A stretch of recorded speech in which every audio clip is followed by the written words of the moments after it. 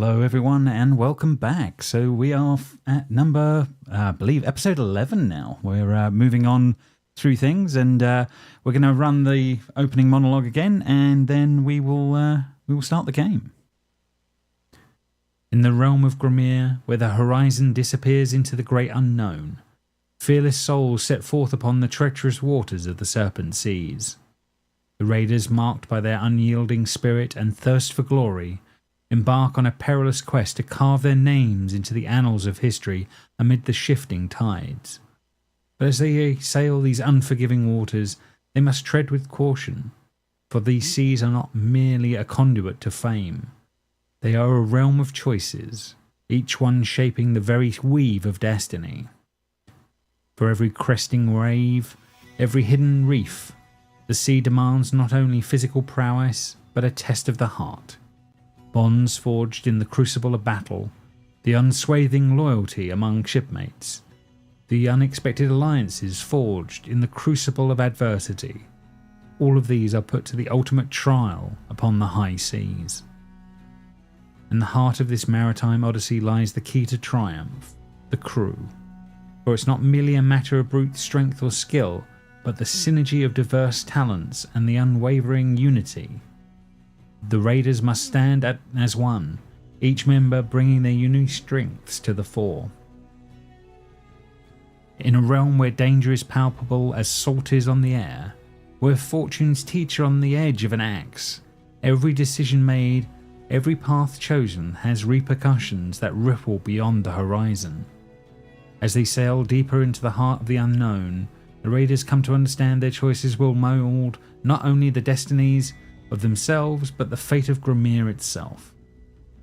So as the party are getting ready to embark on the next daring saga across the seas, they must remember that courage is not just the absence of fear, but the forging of bonds that withstand the storm's fury.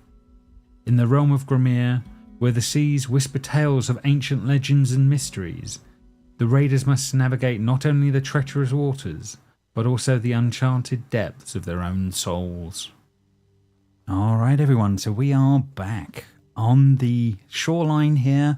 You guys have recently come up. You're beginning to start resting up here, if that makes sense. By the end of this long rest, you will have all become the level 4 that you guys have already sort of set up. You are reunited with your crewmates that have now brought the other ship, your original ship, round and in line with the other two that were already on the actually on this sort of semi dock that's what's left of one on the edge of this sort of lava field that's going on. The two Lutan clan ships and your own are all seem serviceable and usable still at this point. You are now in control of at least a couple of Orn banners that you know that you would be able to sail under. You also now have two Lutan banners as well that were actually with the current ships that are already on board. But now you have to start thinking about resting, decisions, thoughts of your progress going forward, where you guys want to try and head next. Harolf will be able to help you with some of this. And there are more survivors here. You obviously have brought up a group of Orn with you that you've managed to rescue on your trip down through the lava tunnels. You've brought those back. You have also brought back captured Lutan clan members. You have obviously the Green Dragonborn and a few of his men. There's the 3 of them left that are now sort of being semi-guarded by the Orn on this shoreline. And you've got possibly more people than you have room for in one ship now, but there are more ships. So it's going to be a case of deciding what's going on with your crews, which ones are coming with you guys, which ones are going to be you're going to trust to sail on separately, and you're going to have to work all of this out, along with dealing with all of the, shall we say, fallout of your events down in the tunnels below, where you have clearly we've had Baldur and whatever was going on with him and the strange phenomenons that, as he went into the equivalent of the Avatar state, I'll give you that, as that went on down below, along with others of you that may not realize it yet, but you have other things to deal with. But yeah, you are here, you're tired, but you are all alive, and you are reunited with your crew. So I think first things first is, are there any things that rejoining this little group that would come up first? I'll tell you the first interaction, probably slightly beyond your control, Blythe, is your wolf making its way over to Savoie, and going to get scritches almost instantly. That happens before even Harolf can sort of wave and welcome you back as you do, and he sort of he just literally sort of nods at you all, and well, now you seem to have done quite well. How's everyone faring? Some of you look like shit. I feel fine. He sort of he nods at you, and you know you two don't see eye to eye anyway. On some levels, he doesn't. You're not sure whether he fully trusts you, but he definitely gives you a solid nod that yes, you're still alive. And the rest of you, how you doing? Nothing I'm fine. A good long rest will fix. Well, we've managed to at least make some sort of a camp. We've been gathering what little supplies we can, and we've had a few survivors sort of make their way over. And it looks like you've managed to bring up a few even I recognized. And he sort of he gives a look to Thorngerd, the woman that you found down in the tower before, and he sort of she sort of gives him a look and a nod, and so I think she said something along the lines of, well, it looks like you're still alive then, you old goat. And he sort of just smiles a little bit at that, and sort of says, "Good to see you too." And yes, they seem to. There's definitely some history there of some description as that's going on. The rest of your crew are still lingering about as well. Some of them have been off gathering food and some supplies, along with some other strange characters that you don't recognise. There's a fair bit of that. But is there anything that anyone particularly would be up to now? They're at the point where, yeah, there's a moment of breathing, and there is some mead being supplied around the group as this is going on. Before I speak with you, Rolf, might I walk among the people? Absolutely, no problem. We've got time. I just don't want to stay here too long, but the volcano seems to be, well, stable as it's going to be for now. Okay, Zeus is going to walk off, and while whatever interaction is happening here, she's going to ritually cast Detect Magic. Okay, no problem. No worries. You can be doing a bit of that. Anyone else up to anything in these moments as this is all going on? I suppose Baldur, what's he feeling now as dealing with the aftermath of whatever went on in some ways? How's he doing?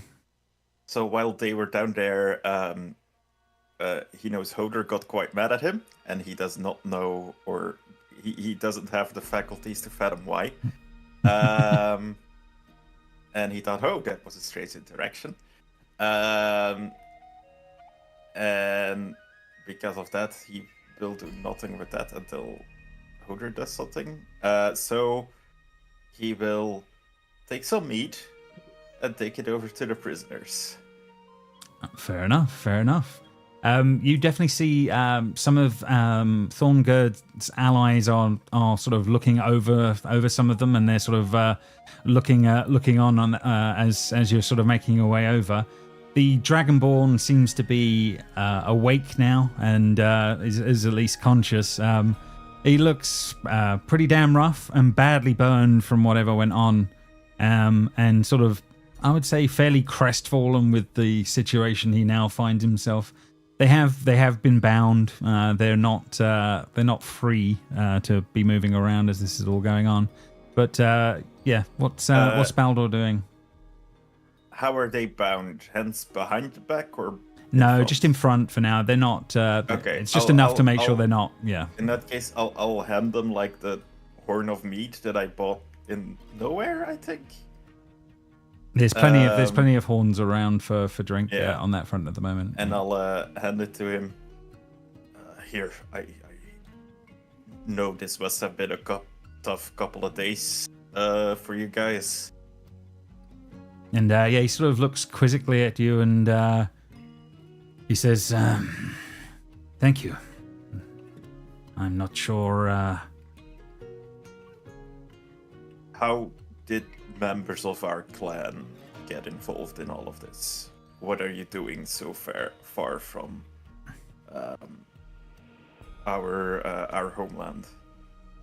I wanted to say the city, but I do not remember. That's okay. That's okay. Lutan's capital. We'll go with that for a moment. He says, "Well, I remember the wizard coming to us on one occasion, and to be honest, I don't know how or why, but I felt the need to help him do what he wanted to do. I didn't understand exactly what it was, but I knew I had to come here with him, and I felt compelled. It's hard to explain. I don't feel it anymore, and I don't understand why." I'll say magic, and I'll like spit on the ground. Actually, you do get the sense he's coming to the same conclusion. That might be a little bit too hefty of a reaction. I'm not necessarily against it, but that does sound like the unjust use of magical abilities. That I've never liked magic, and wizards should never be trusted. But for some reason, I trusted him. I mean, not all wizards are bad, you know. Like, some of them can be quite nice. I don't know. I think they're all playing a game. They're all tricksy. Anyway, I think I've been duped, along with my men. But yeah, at least we're alive. Maybe we can at least have someone figure things out for us enough that at least they may give us a trial. We might get a chance to talk, which is more than what we would have got before. Whatever went on with what my men say with you. With me? You literally stopped him killing her killing us in the moments. You literally opened up the heavens and the skies parted for you and lightning came to the ground. What? I'm pretty sure that wasn't me. I'm still not quite sure what happened there. I saw it. One of the ones behind it, sort of like, perking up as it's on that. I swear to you, that's what he did. Lightning out of his ass. He saw lightning out of his arsehole. Yeah, it's right out of his dick too. The polite version of that, yeah. Well, that last part is very true, but but honestly, I do not know what happened. Maybe Luta came in and stopped me from dying, and that was something along those lines. I'm not quite sure what happened, to be honest. He sort of looks at you. He sort of looks at you and says, "So maybe you're one of the gods chosen, then." And his sort of eyes go a little wide at that in that moment. And at that point, like a little glimmer shines into his eyes. Maybe I am. And he says, "Well, thank you anyway. We'll keep our heads down until I guess we find the drift hole. We'll see if we can plead our case once we get there." If it helps, I would be willing to explain what happened, or at least what I believe happened. I think our clan has lost enough already due to the actions of the wizard, and I would hate to see more of us perish. Can I give you one piece of advice?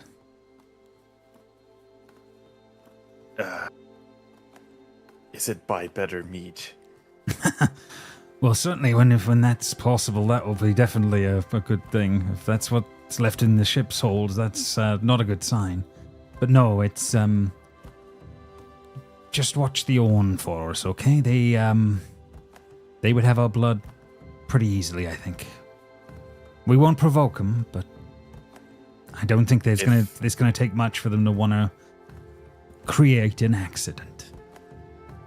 If possible, I would have you revel on our ships. I don't know if we can get that done, but I will do my best to plead your case. If you can, that would be an honorable thing to do. And he sort of nods, thinking that maybe he won't end up on an Orn ship, or at least might be ending up on the ship that you guys are on. But they take up space, so we shall see.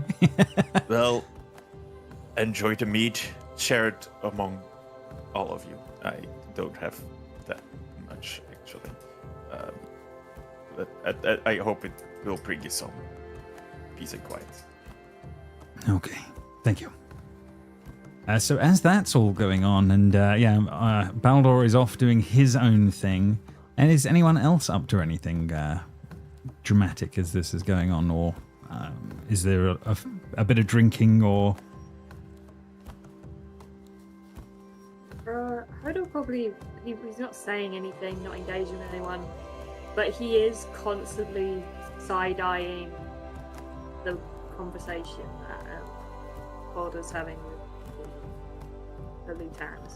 Right, so every so often there is an eye to where he is actually at, and checking in. Yeah. Fair enough. And I mean the other things that will happen over time, if there isn't anyone else up to anything in particular, Go ahead. Yeah, Rowder is there. Rowder? Not Rowder, No, it's Blythe. it's me, the person who's never here. Welcome back. Back. Are you new?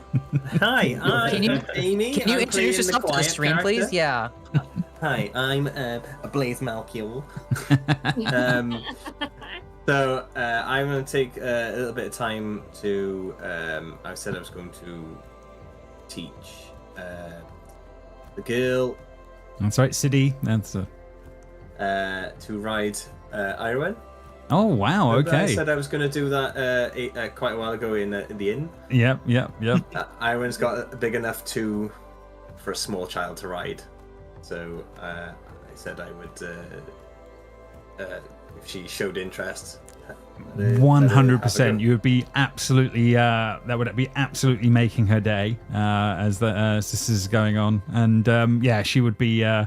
She would be very, very happy to see. So, with a bit of training on that front, shall we get her to do an animal handling check and see how well she's learning from you? I'm going to say you're giving an assistance as for this role to see how well that starts to play out with a little bit of practice in. Let's see on that one. So with some assistance, she rolls a 9. So it's early days of this, but she's happy in her element, trying to work this out. Although it is very early days. She's not a competent rider, but okay. it does remind you of seeing other younglings back in the original camps of the War back in the day, and how they would learn in similar fashions. But it does bring back some of those memories. You may have been isolated for many years, but you do remember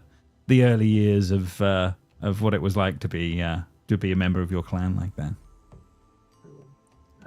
Don't feel sad that you can't get it on the first time. Iron's still very small as well, and so are you.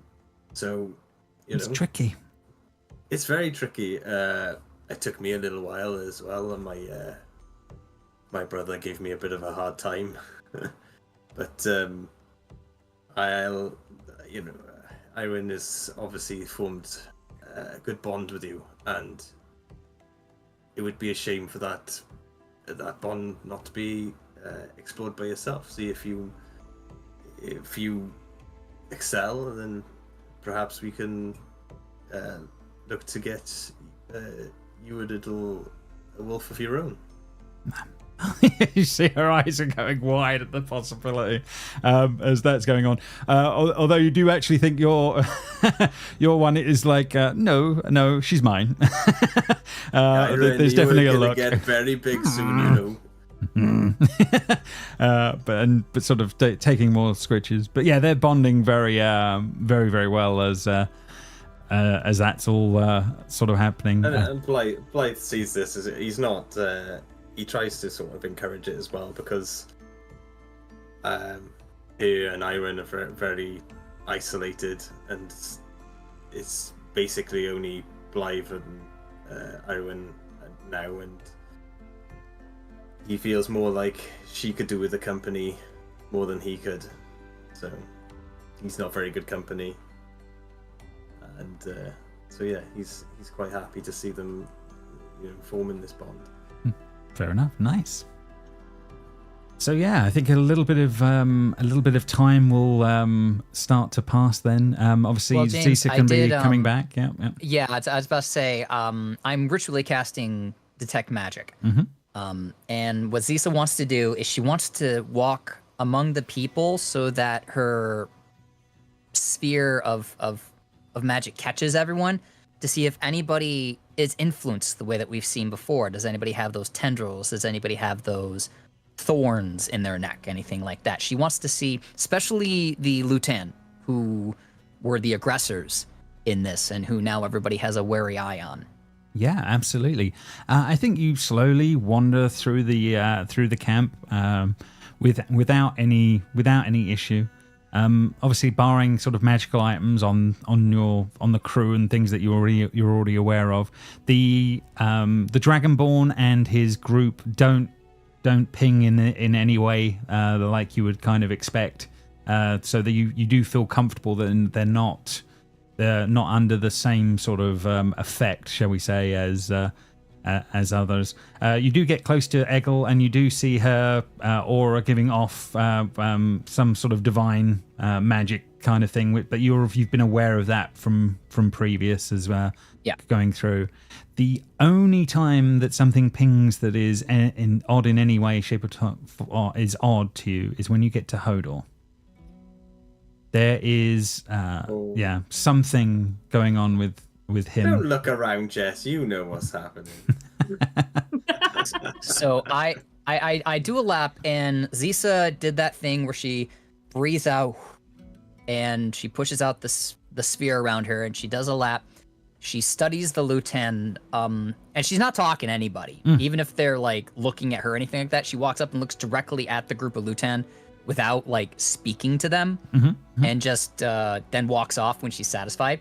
And as she comes back to tell Hrolf what's going on, her gaze suddenly slowly shifts to Hodor.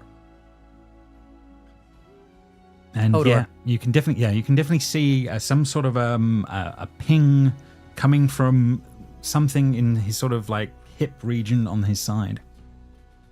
What is at your hip? What is that, my hip as well? So yeah, you have no idea what Zisa's talking about as this is all going on. You feel pain. You've certainly been battered and bruised from whatever's gone on over the last period. But yeah, you're not sure what she's referring to in the moment. I point to the space and I say, "There." It's one of the cuts. It's something where you've been hit.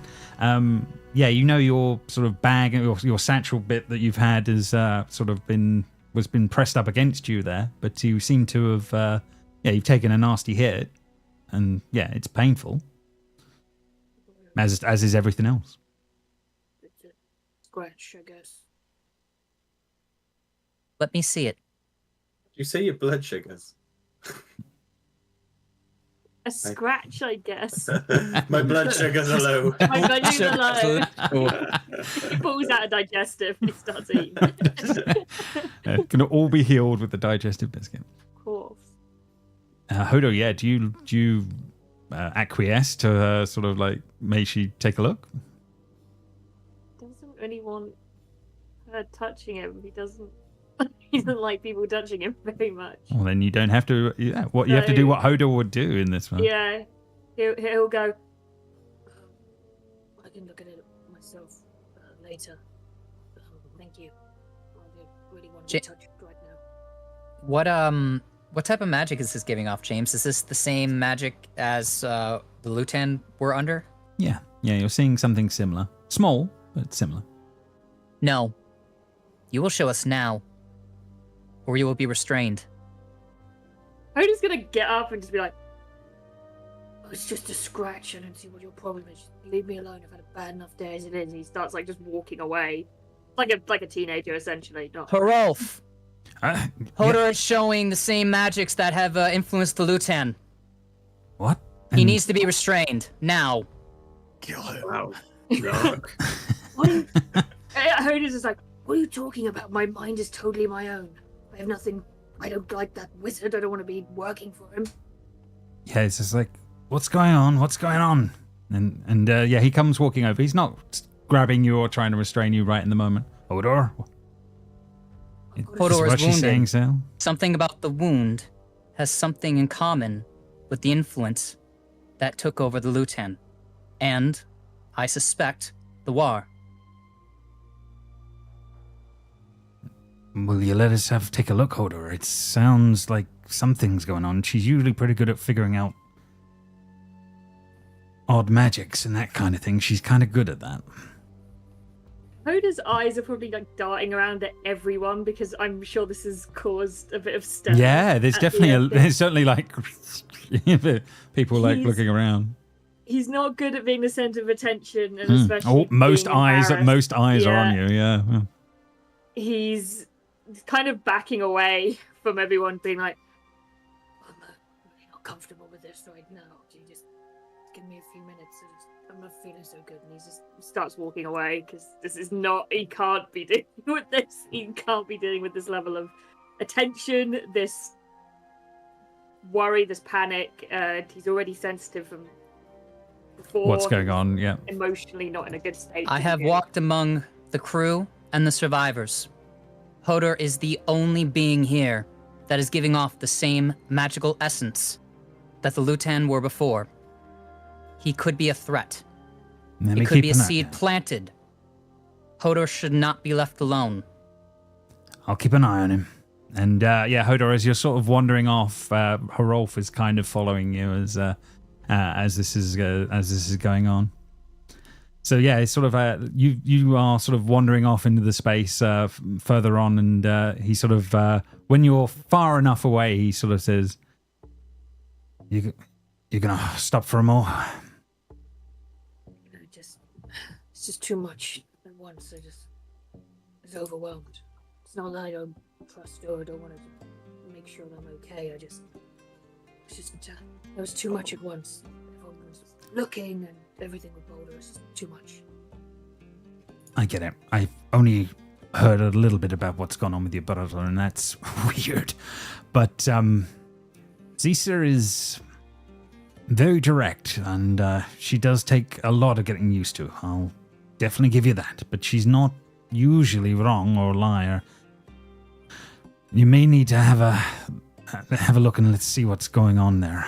You don't have to do it with everybody, but it's something we need to at least figure out if you're okay. I agree, and I'm happy for her to do it. I just need a few minutes before. No worries. It's a bit too much for me. And he sort of he sort of sits and takes a little bit of mead, and he offers you a little piece as well, seeing if you will take it and just sit and calm down. He shakes his head. I don't blame you. It's strong. It's stuff that it always messes with people if you don't care. And it works for me. But take the time you need. I'm here. We'll work through it once you're ready. And if you need to talk, well, I promised your family I'd at least keep an eye on you. Hoda's gonna take about 10 minutes of just quiet, just to himself, breathing.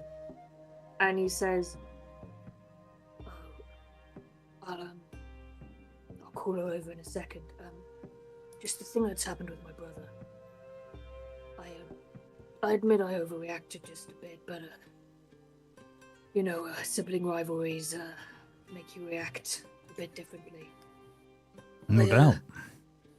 Won't be able to say this to his face, but I understand the whole weird powers that you don't understand thing kind of being there and how overwhelming and upsetting it can be. He won't accept help from me, nor am I probably willing to give it to him openly. But if you could keep an eye out on him for me, and if things get too bad, you be there for him where I can't be. Maybe you're more alike than you realize. Funny things like that. But family are a strange bunch. Aye, that's true. Well, let's call her over then. Okay, give me a moment. And he sort of, he sees you calming down and, taking the moment. So Zisa, a few more minutes pass before Hrolf comes back and sort of says, he's ready to take a look. And he sort of puts a hand on your shoulder and he says, you don't need to stop doing what you're doing. Thank you. I just wish you weren't always so direct. But I know it's what you are.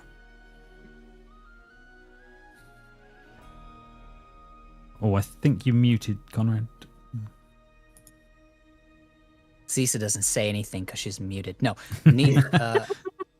Zisa will nod slowly, but say, direct saves time. Time we don't have. We must speak to the Volve.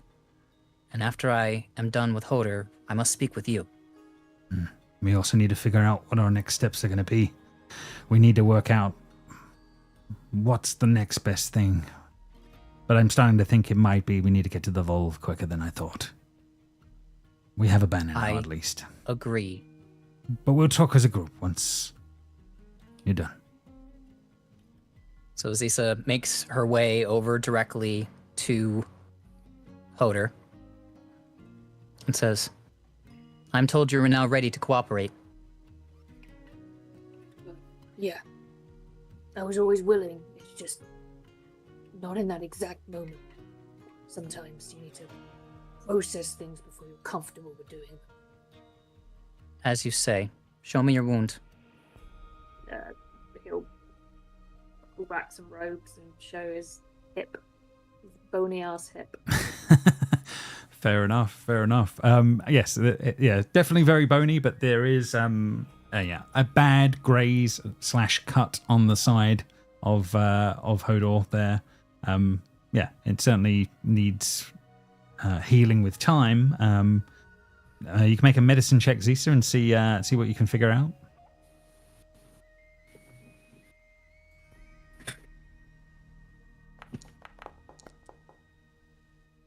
Double 12s. It takes a little bit, but there is definitely something embedded in the wound. There's certainly something there. You can definitely see it more clearly with your detect magic than anything. But there is something that has been lodged into his side. It's very, very small, whatever it is, like a fragment or something. Are you sitting for this or standing or what's going on, Hodor? What position are you in? Probably because of how the hit works, I'd probably be standing because the wound would probably not be very accessible sitting. Zisa has squatted and she is like uncomfortably close to your wound, just staring at it. And she turns her head slightly to the side and says, "There was something inside your wound. If left untreated, this could possibly lead to what we've seen with the Lutan and the Wa.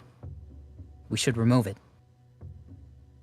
As long as you do it safely, go ahead. I believe that I would be less suited to do this than others. And she'll stand and she'll say, "Sadi, I need you." And the little one will eventually pull herself away from the wolf and make her way over. My headcanon for why she was failing at her animal checks was every time she put her legs over the wolf to ride on it, it just flopped and rolled over on its belly for belly rubs.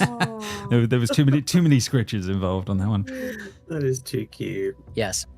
So she comes running over and she's like, "Hi." You have small hands, and do we know she can heal people? Like, I keep forgetting if we know that in character or not. No, I don't think it's happened yet. I don't think it's happened in that respect. I'm trying to think how canon-wise you would. But... Yeah, I don't think so. So she'll just say, "Go with the tiny you have fingers, the huh? smallest hands of all of us here. Mm-hmm. I need you to reach inside of Hodor's wound and pull something out. But I need it to be intact, and you need to make sure that you are not cut by it. Can you do this?" She looks at you quizzically and determined. Make a persuasion check. See how you're going to do.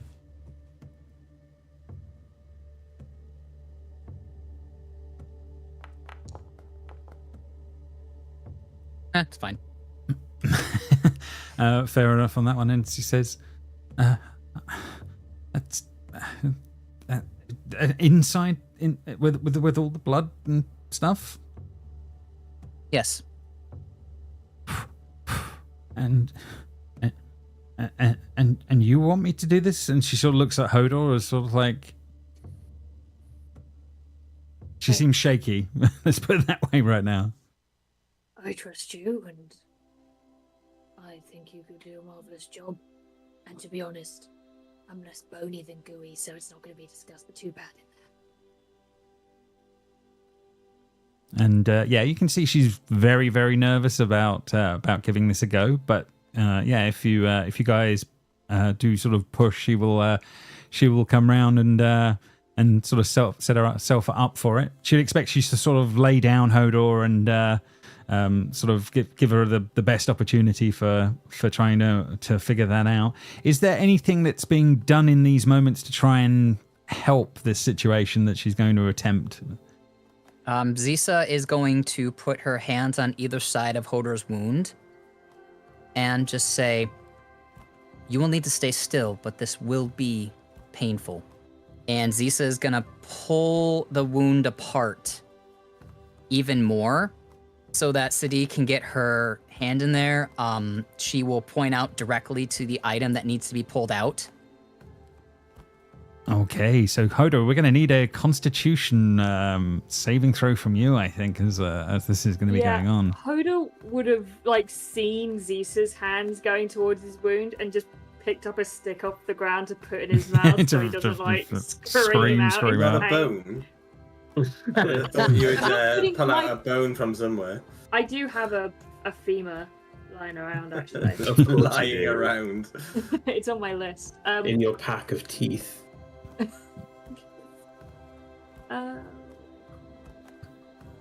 Save or just a Constitution save. In this case, let's see how he's it's really good or really bad. It's the really bad on that one. Even with what's going on with the bone in the mouth and all of this, the horrendous screams that start coming from him, clearly everyone that's around the fire and things like that will be picking up on this. Baldur, even you're picking up that he's just literally, just can't stop the pain of what's going on. Shaky hands. Sadie will be going in with assistance. Let's see how she's going to do with a medicine check here, and we're going to see on that one. Give me 2 seconds.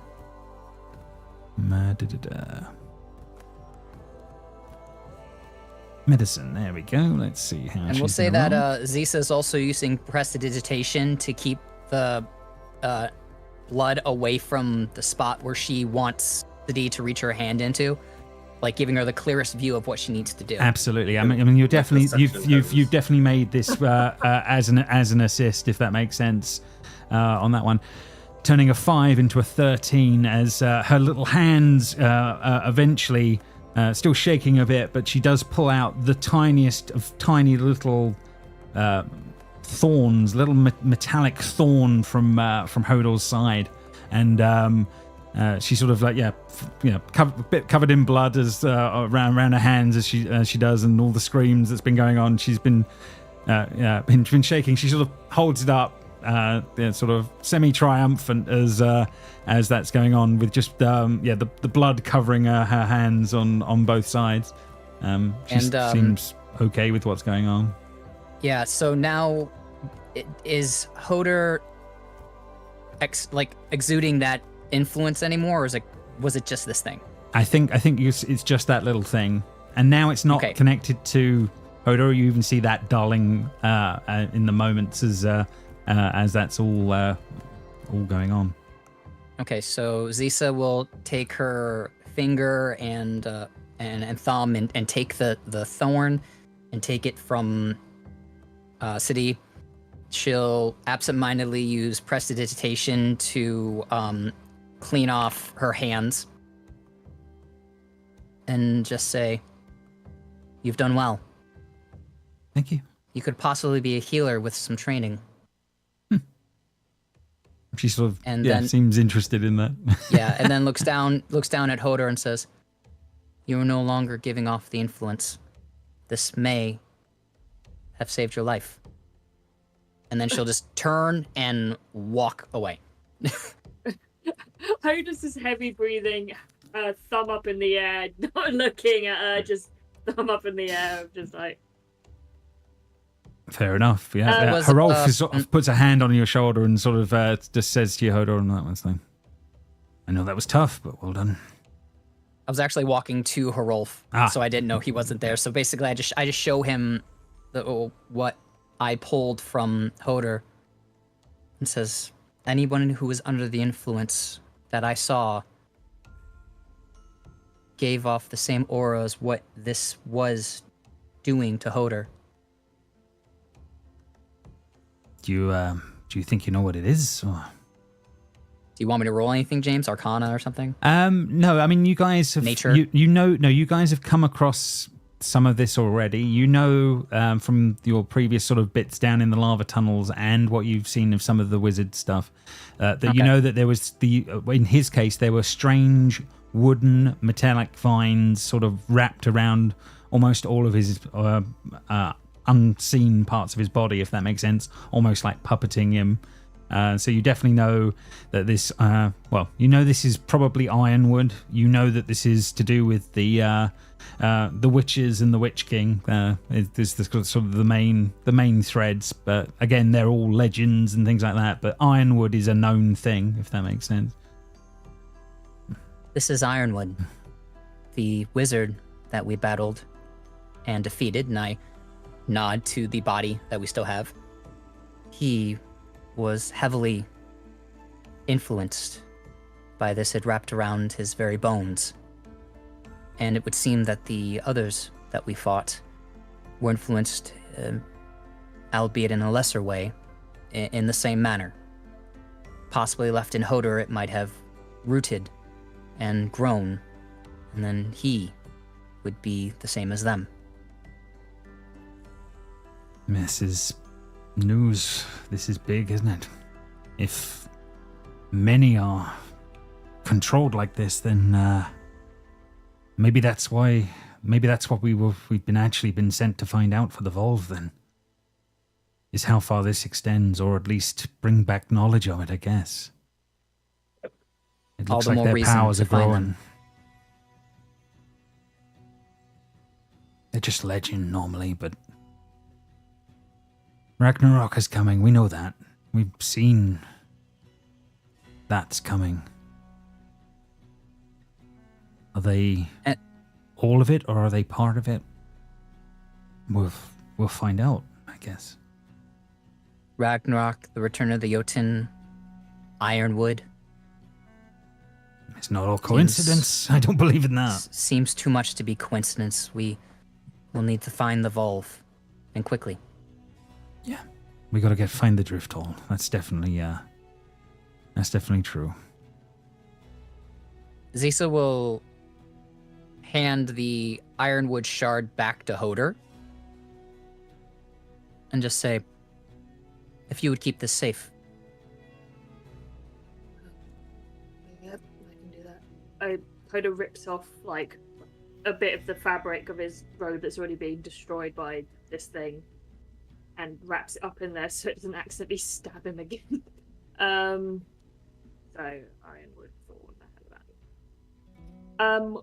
Whilst those two were talking, Hoda would have turned his attention to the little one and would have taken her hands and said, you saved me. Thank you very much. You did a big thing. You should be really proud of yourself. I was nervous, but I don't know, but I knew I could do it. You can do so much more with that kind of mentality. I want to show my thanks.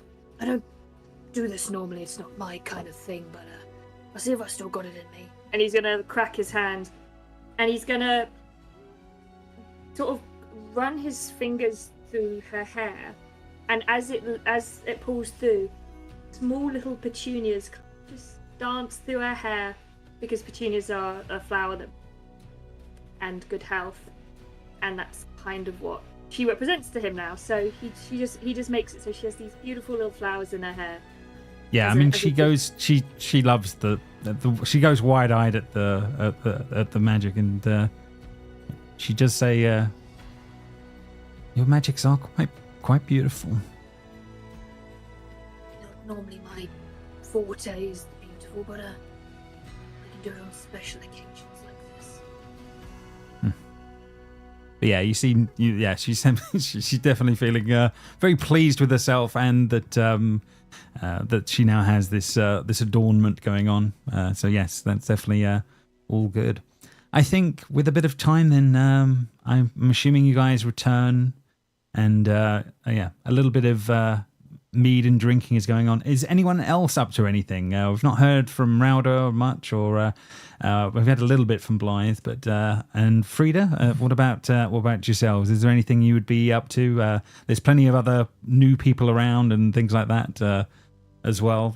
Would you guys be up to anything over and above what's been currently going on? Rauda is still quite a mess.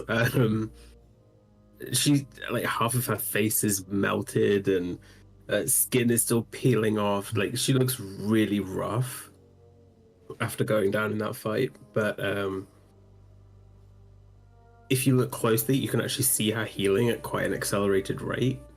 And she just seems to be sat there drinking through it. Like, it doesn't look like a fun process, but you can tell it's something that she's clearly used to. I think Wolverine-esque. I don't think many are picking up on it, but I do think Thongerd probably would be sort of eyeing you every so often, and just is realizing that is going on, and sort of does at one point sort of make her way over to you, and she sort of says, "That's a neat trick, being able to survive all of that fire, and you look like you're already healing. Very clever." Oh, it's just a scratch, as like half of her face is. Yeah, she goes wide-eyed at that. I'll be fine. In the morning, I'll be all good. Wish I had that trick. No, you don't. And she sort of says, yeah. She sort of nods at that, sort of taking it in for a moment. It's like, "Yeah, you might have to tell me how you gained something like that at some point. Or does that take a bit more meat than you currently had?" It's a long story. Long story. Oh. Maybe if I'm cruel, maybe there'll be time.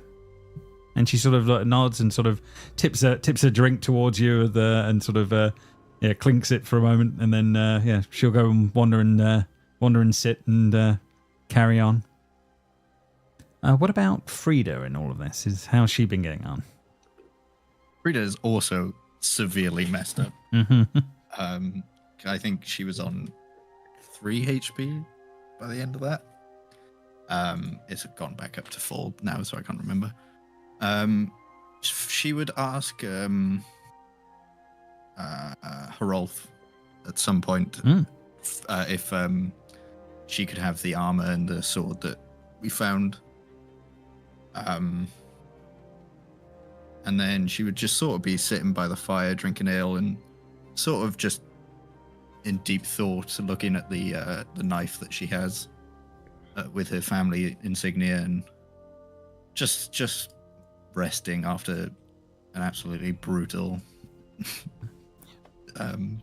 Hrolf sort of said, I only heard little bits of what went on down there, but you always hold your own, and you're absolutely right. There's no one else that I would rather use that for the clan and for the good of this voyage. It's not going to get easier, you know. I think Thonia blessed me on this day. We are extremely lucky that we made it out alive. If I'm going to be honest, we've been in a lot of fights, even me and you together, but that was not something that I've ever witnessed before. No. I can feel things are moving in a direction now. We'll have a discussion as a group in the morning as what we'll get up to, but if Ragnarok is on the way, well, yeah, things aren't going to improve. They aren't going to get easier. I know that much. It's like the very earth is fighting us now. Let's hope the gods see upon us that we can either stop it or at least prevent as much that we can in our time on this planet. I think they're on our side. At least most of the good ones, anyway. We'll see. Then he sort of, he nods and sort of carries on moving around. I would also ask one of the Orn people, maybe the person that we saved. Yeah, absolutely. Yeah, you've definitely had a few. About the owl symbol and the gemstone in it. See if she knows anything about it. Yeah, absolutely. Yeah. She would say, it's one of the old Watcher's swords. It's not been used in a long time. You found it down there, you say, in amongst all our gear. Yes, same with this armor. I hope you don't mind me using it. It feels extremely well balanced. Not that anything that Orn makes is not. I'm always very happy with the craftsmanship of this clan. We do good work. But no, I don't have any problem with you having all of this. It's it should be put to the good use, and yeah, you lot are the reason that we are going to be getting on a ship and getting out of here. There aren't many of us left. We'll have to go and see how many are left in the Drift Hall and other places, but yeah, I think as long as I've got this and I can give this to the clan members, we're all right. And she sort of pulls out sort of it's got a very similar owl emblem to it, but it's more of a sort of a statuette thing, and it's more of this is more of a clan symbol for the leaders. And as long as we have this, Yeah, the right to clan succession won't be a problem, so yeah, you've at least let us been able to keep that and our lives. That's worth something. No, I think that's in the right place. Thank you anyway. Hmm. If you don't mind, I'm going to go lie down now. Of course. And yeah, she will nod and do that. Meanwhile, then, I guess Baldur, you've had him wandering around, Seb. What's he been up to? Oh yeah, I just wanted to get away from the main group here. I would say that during let's say Hoder's operation, he would have looked on from a distance, and like as soon as like his thumb went up, it's like, okay, I don't need to pay attention to this anymore, and he would have diverted his attention to others. He might have like wandered around, talked to Bjorn and Bloki over here, or some of the other. Yeah. I mean, it definitely. Bloki would definitely be singing some songs and bits and bobs to try and increase morale as that's going on. Fjord would be probably playing with some sort of small knife and twiddling it around and doing bits near the fire and the usual kind of things that she gets up to as you wander around. Yeah, plant them seeds. I love it. I love you planting our seeds for our backup characters. So he's doing the traditional guy thing, playing the guitar, trying to serenade her. Is that what's happening? He's sort of side-eyeing her. He's not doing it directly, but it's there are probably hints of some of that. Although you're pretty sure she's probably oblivious to most of what's going on there. Is he playing Wonderwall? the equivalent of Viking Wonderwall is going on in the background. I will say, Baldur, as you have been wandering around, your token, you have ended up next to this little guy, which is a very strange little character. That's certainly true. Where did we pick this guy up? On the that one, potato guy. I saw that. Yeah. But no, you recognise that what he is, Baldur. He is some sort of a halfling-sized wicker person. So basically a being made of wood. You've run into a couple of these now, but they are very rare. But yeah, he's just a tiny little guy in sort of like not wizard robes, but in long sort of unmarked robes, and he seems to is missing sort of one arm, and he sort of he looks up to you and says, "Hi." You can speak. Wow. Yeah, sure. Yeah, I can definitely speak. And you're very rude, aren't you? I am very sorry. I didn't mean to. This is going to come off as mean. I do not mean. You've not run into many wicker, have you? No, not really. Where did we pick you up again? Oh no. I made my own way up here when I realised that the people from my visions were turning up, so that was good. It's nice to finally see faces that I've seen in dreams before finally turn up in real in this place. I thought I was running out of time. What with the volcano and all, and the ash and the fire. I'm not good with the fire. I can imagine that is dangerous for you. Yeah, you have no idea. I don't mean to say you people, but you people. I hope that doesn't sound sensitive. Sure. he sort of he says on that one anyway. But anyway, yeah, my name's Frine. Nice to finally properly meet you. Then, so you're the that guy, yeah. I mean, not really. If you want like people to shoot elemental magics, you might actually be better off with my friend Zisa. Oh yeah, so the sort of the wizardy one. How do you know about that? No, I am am kidding, of course. No, I did do something like that down there, but I don't quite know what it means. Not yet, anyway.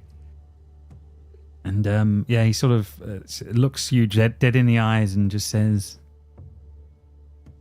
I think you're special. At least from what I've seen. You're going to be doing more of that. And like my parents used to tell me that all the time, and I don't think it was meant in a good way.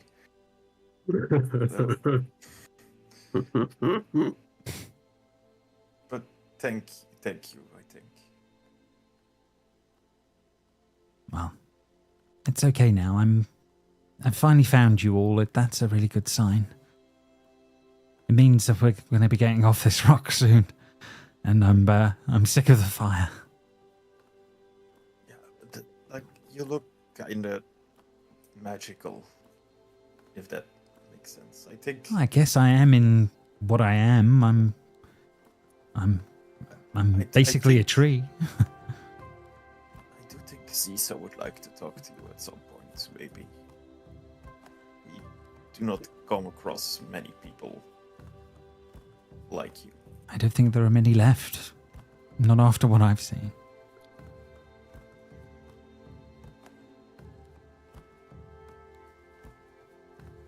Okay. Well, thank you. And well, if you have anything more to, what are your visions about, by the way? Because I don't know if that's rude or intrusive to ask, but that like we've met a couple of people that have said like things about destiny and stuff, and I don't know, maybe. Well, you guys were the last dreams I had. Before everything stopped. It's been dark for a while now, but What happened in those dreams? I Those was ones, yeah. with more of my kind. We were traveling somewhere as a group. We were all working together towards something, you know?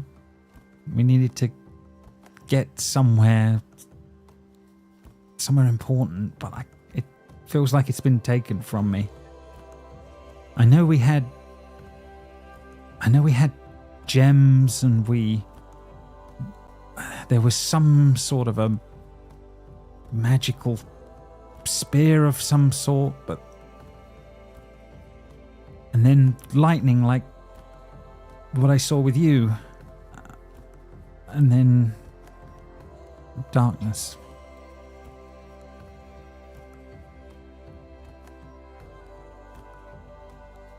I've only seen snippets, and now they're dark. I miss the dreams. Well,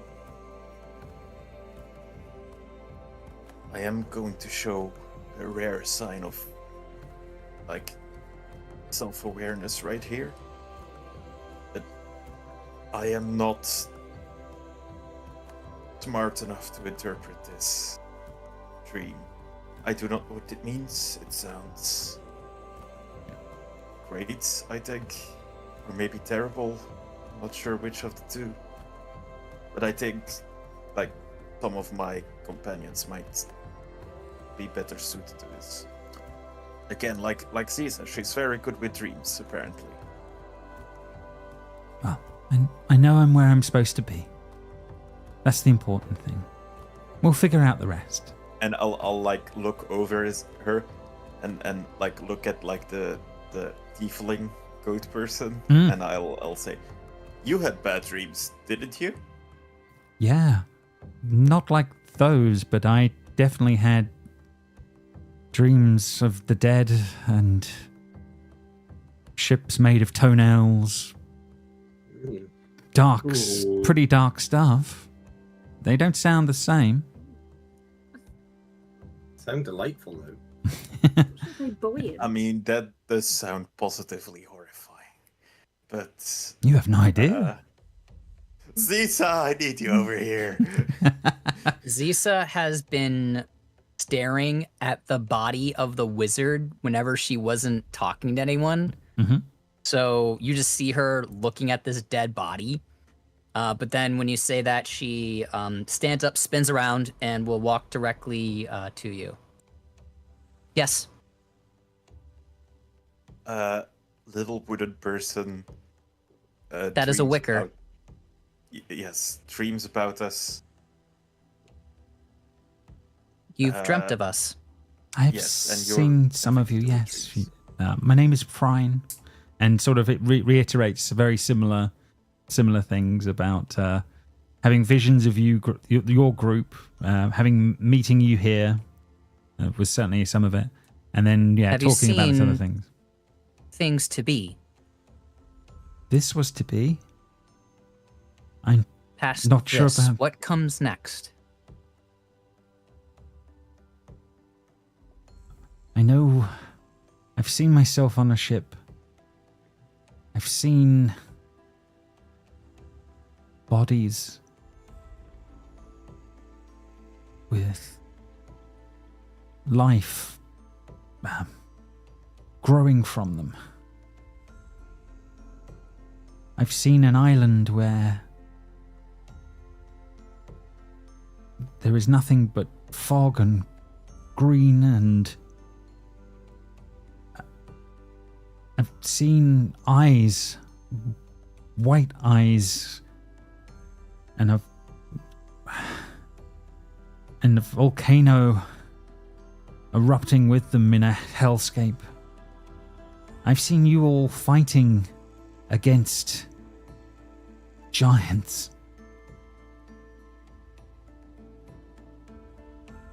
Things I don't even fully understand. But I know you're important. You should accompany us to talk to the Volve. Tell them what you've seen. They're wise. They may be able to learn more from your insights than we are possible of doing. I think I am supposed to go with you. And he sort of nods at all of that. That's absolutely a thing as you are all as you're all there. Is there anything else before you guys take your long rest? And we go to break in a moment.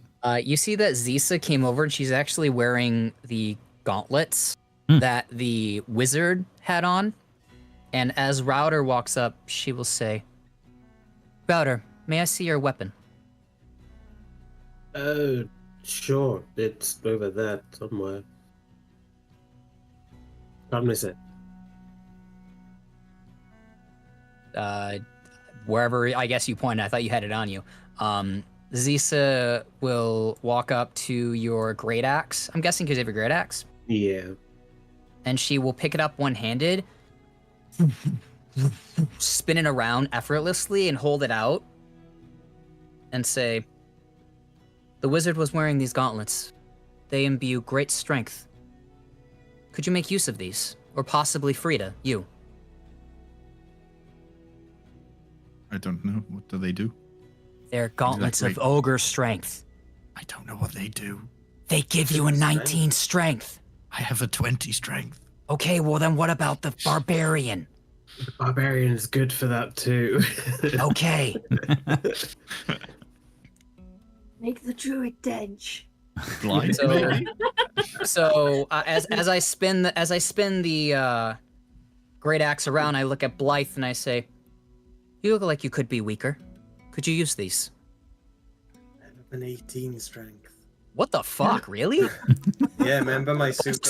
I had like fucking Is- everything. So That's why this that's why I party have took a got strength covered, but they just don't have anything persuasive. I got an 18. I Thank got you an very 18 much. dex I have a also. +2 to persuasion. Oh yeah. I have a +2 persuasion too, thank you very much. Oh no, I have a Can we- +4. Sorry. Can we give Oh them to damn, the Frida, sorry, puppy? yeah. Oh, sorry. I've got a 16 strength. Ah. So I was right. You are weaker. Weak. Pathetic. Yeah, I've got a +3 strength. I don't particularly need to be any stronger. I'm more about finesse than brute strength. Maybe Hodor, considering Hodor it's very frail. Or maybe Give it to the yourself. child. You're not here. Do you wish Before to I be ask stronger? Hodor, I know, Baldur, you sometimes are closer in combat. Could you make use of these? I mean, I try, but I'm plenty strong already. I don't. know. Nobody wants your amazing I don't know gloves. if I would get much use out of them. Out of character, I have 18 strength, so I wouldn't. Okay. So nobody Right. nobody who could use these needs these. No, Okay. I'm max strength. My for now. strength is That's it, 9. give them- if give them anyone to the puppy. cares. I mean, keep them. A strong wizard is fun. Just give them Strong- to the Yeah. child. Strong Then they won't feel guilty wizard. They won't feel guilty about bringing the child for healing. No, don't If give they're, the like, child. Give the weapons. child super strength.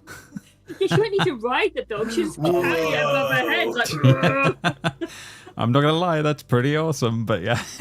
So I will put the axe down, and I will go to Hodor after nobody wants them. She seems completely unperturbed, by the way, that nobody wants these. And we'll just say, Hodor the wizard, who we fell, had these gauntlets. They bestow great strength, and it would seem the combatants in our party feel that they do not require them. You and I could possibly make use of them. I don't see a reason for me to have them, but I do know that sometimes you like to attack with your spear. Would you like these?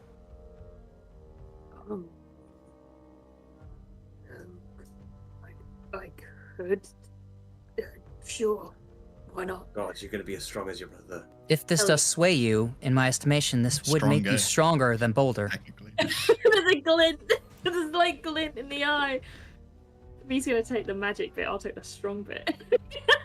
Well, if you think it will be good for the group, then kind of even the playing field with the strength, then yeah, I'll take it. As you sometimes fall back on your spear, I do believe you would get more use out of these than me.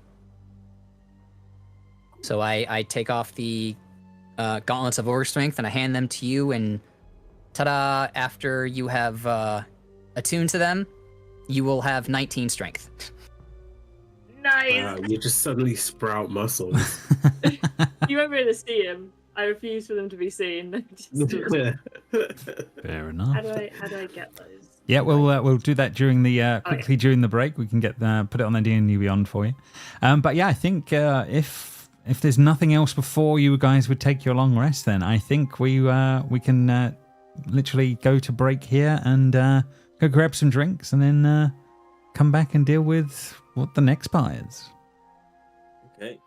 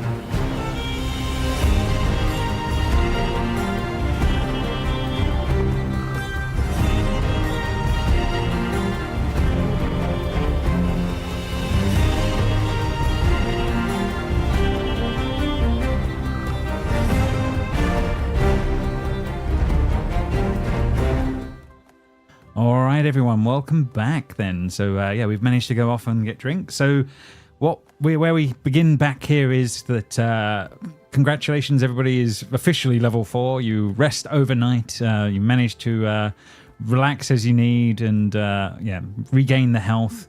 The volcano does not re-explode overnight, killing you all in your sleeps. You're all you make it through to the next morning. And yeah, it's around early morning with breakfast that Hrolf will start sort of calling you all over for time for a meeting to figure out the next steps as this is going on. Can we do something during the night? Is that it?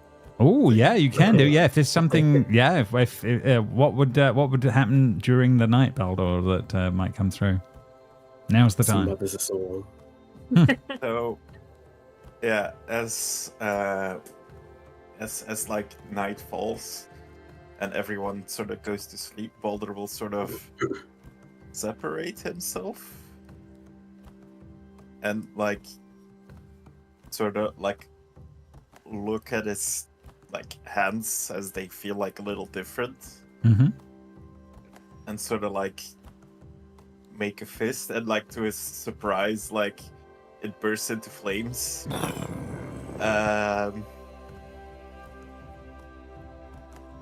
And like spreads hand again, and like it disappears. And you do hear, yeah, you hear in your head, you will bring balance. Those words ringing in your head. He does it again, and like now lightning like sparks from it. And he's like, this is weird. And he goes to wake up Zisa, if that's okay. Like stands next to her for a while, looking, and then sort of like gently taps her shoulder, and asks, "Do you know anything about this?" And I quickly gotta open the door, otherwise my comfort will be locked out of the house. That's okay. You go do what you gotta do. Yeah. Play out the scene while he's gone. I guess this will Zisa just opens her eyes, like she doesn't start awake or anything. Her eyes just open, and they go to Baldur's fist, and sees it lit up. Can I roll like an Arcana or religion or something? You can roll a religion. I think that would be better in this case. Okay.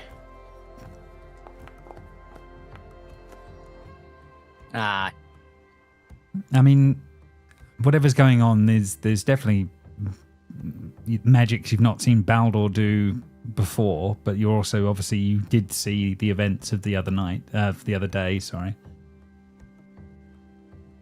Clearly, something's different.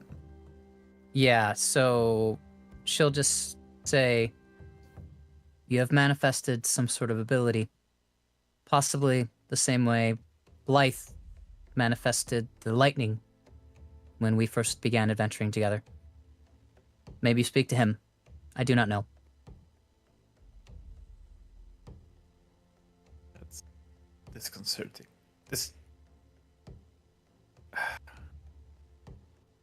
I can watch you use the ability more often. Perhaps that would give me some insight. But as of now, I do not have an answer. Oh, so you want to watch me, huh?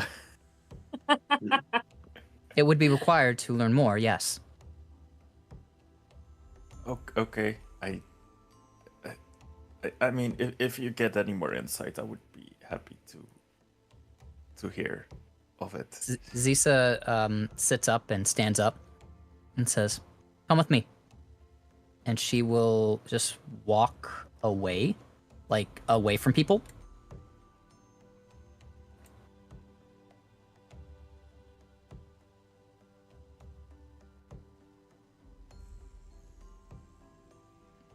What did I do with lightning? And then say, "Give me some time."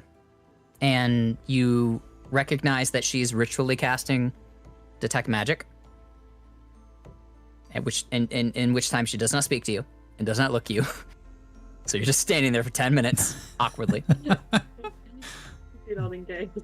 And then she will push her hands out from herself and open her eyes, and there's a slight light to them.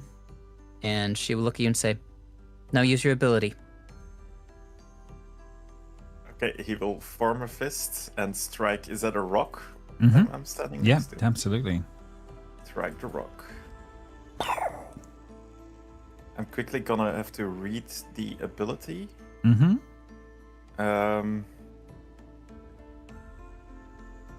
Normally, this is when you strike a hostile creature. So I'm not sure. That's okay. if- For flavor, it will say that it's happening as you're Okay, I'm going striking. to It's say more story-wise. lightning sparks from his fist, and as he hits the stone, rainfall increases and wind increases. So one of the two you can choose, James. So I think as Baldur, you do start punching this rock, and a few times, and I'm assuming different effects are happening as you're doing this a couple of times. And Zisa, you can definitely see it just starts to rain around you as he starts doing this. And with my detect magic, do I sense a school of magic? Do I know if it's arcane, divine? You're definitely getting evocation, conjuration. No, you're getting sort of. It's more elemental than that. It's something a bit more. I'm going to say more sort of elemental based stuff is going on, if that makes sense, rather than the normal schools of magic you're used to seeing of things. It's odd to see, but it's interesting, but it's very different. But I'm going to say that you're probably picking up that, obviously, yes, he's doing these different effects from his fists, but you do think he is affecting the weather as he's doing this. Your new ability seems to be tied to the elements. Much like yourself, it is unrefined. A bit chaotic. Perhaps if you were to hone this ability, it could become more useful. Stronger. But it does not seem to be divine or arcane in nature.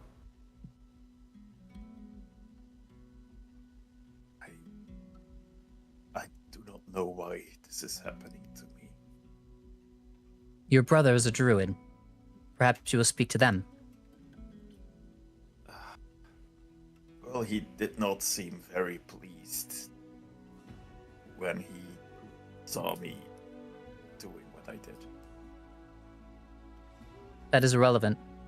He may still know.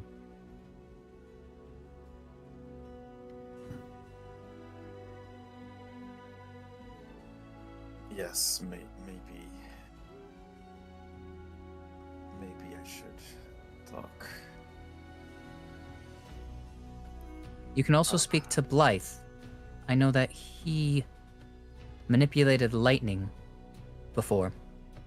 Maybe he knows.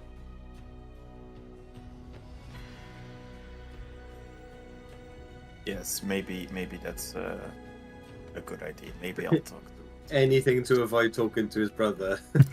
Yes. Fair enough. Is that all? I mean, yes, unless you have anything you wanted to say or share. She walks away. Well played. Well played. Done. So does Baldur disturb anyone else that night, or does he go back to sleep till the morning to sleep on it? Oh, he walks up to Blythe resting, and I'm going to just wake him up. I have no boundaries. I don't care for other people's sleep schedule. Fair enough, Blythe. Yeah, standing over you is the form of Baldur as he sort of shakes you awake. Can I help you? What?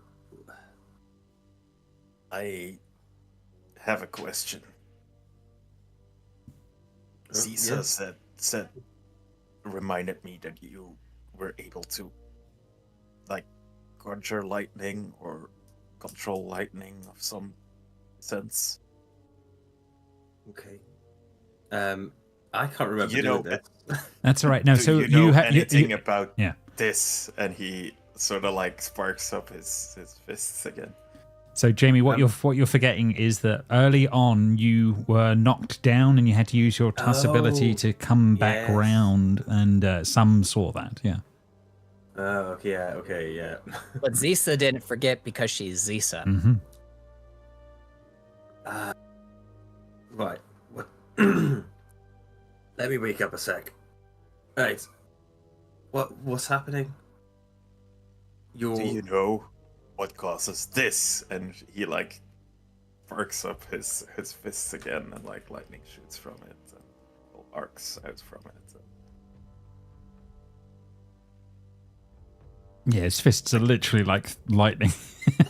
Yeah, in the moment. So, can I? So I know what causes my stuff. Like, is there any way I can? Because I know that Baldor is not a Tess. You definitely, yeah, you're very aware that he is not one, or not that one. As to what he is, you have pretty extensive history knowledge, don't you? I think as well. So, I think you can roll me a history check. Oh, I'm trained in history. I would say. Yeah, I'm going to say it's going to be one of your skills on that one. You've heard of legends of people that are able to make their fists into things like this, and yeah, there is always stories of the Wanderer, but that was centuries ago. A monk that wandered the earth. Righting the wrongs, balancing the world. But that's legends from centuries ago. There's some legends I know of a certain monk that could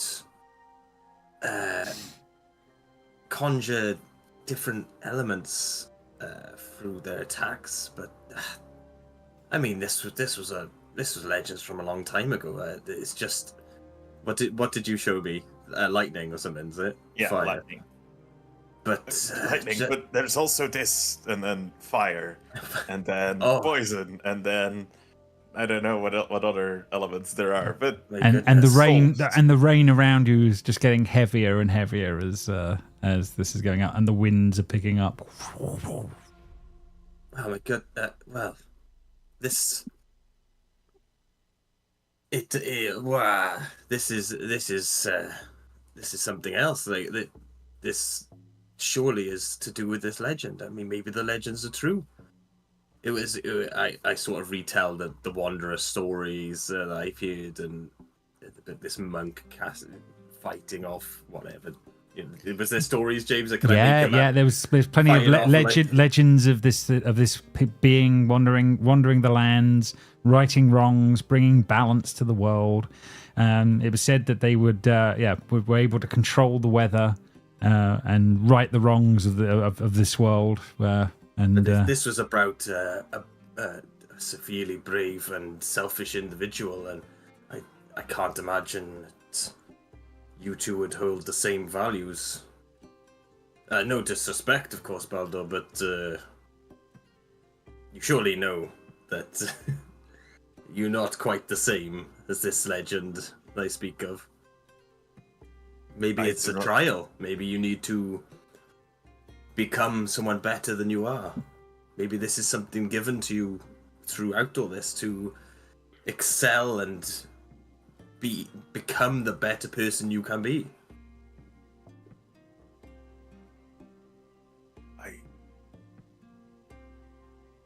How did this monk come to be? How did he gain his powers? Do you know? There's no. I assume there's no. No, there's only stories of what they did. There's not stories of where they came from and where they went. If in 100 years or so you became like this wanderer, no one's going to retell stories of, you being different, and it's normally about what's happened and the legend that surrounds it, not I mean, I'm talking like King Arthur and stuff is obviously a bit different here, but they talk about the things that I've heard of, the accomplishments, not the becoming. Well, Like, listen to me. Like, would you really want people to be talking about your previous endeavors before your accomplishments in years to come? I mean, maybe I should prove myself then. I think you definitely got it in you. There's sparks of, I mean, of greatness in you. Surely, I mean, like, look at this now. I mean, This is something. I'm glad you see that in me. I have been thinking this about myself all my life. But thank you. This is exactly what I don't mean, though. This overconfidence, this front you put on. You don't need to be like that. Like I spend a lot of my life observing people and seeing how they operate. There's definitely sparks of a greater person in you, I say. Maybe this is how you can prove it. Maybe. I'm guessing this all like sparks visions of like the monk I see in my dreams sometimes. Yeah, you certainly know that you've been having dreams of something, but of like that. But yeah, but they were just dreams. Yeah. Or were they? Well, I'm not telling you about those dreams. I'm keeping those all to myself. That's fine. But I will thank you for your talk. This has been very clarifying. Anytime.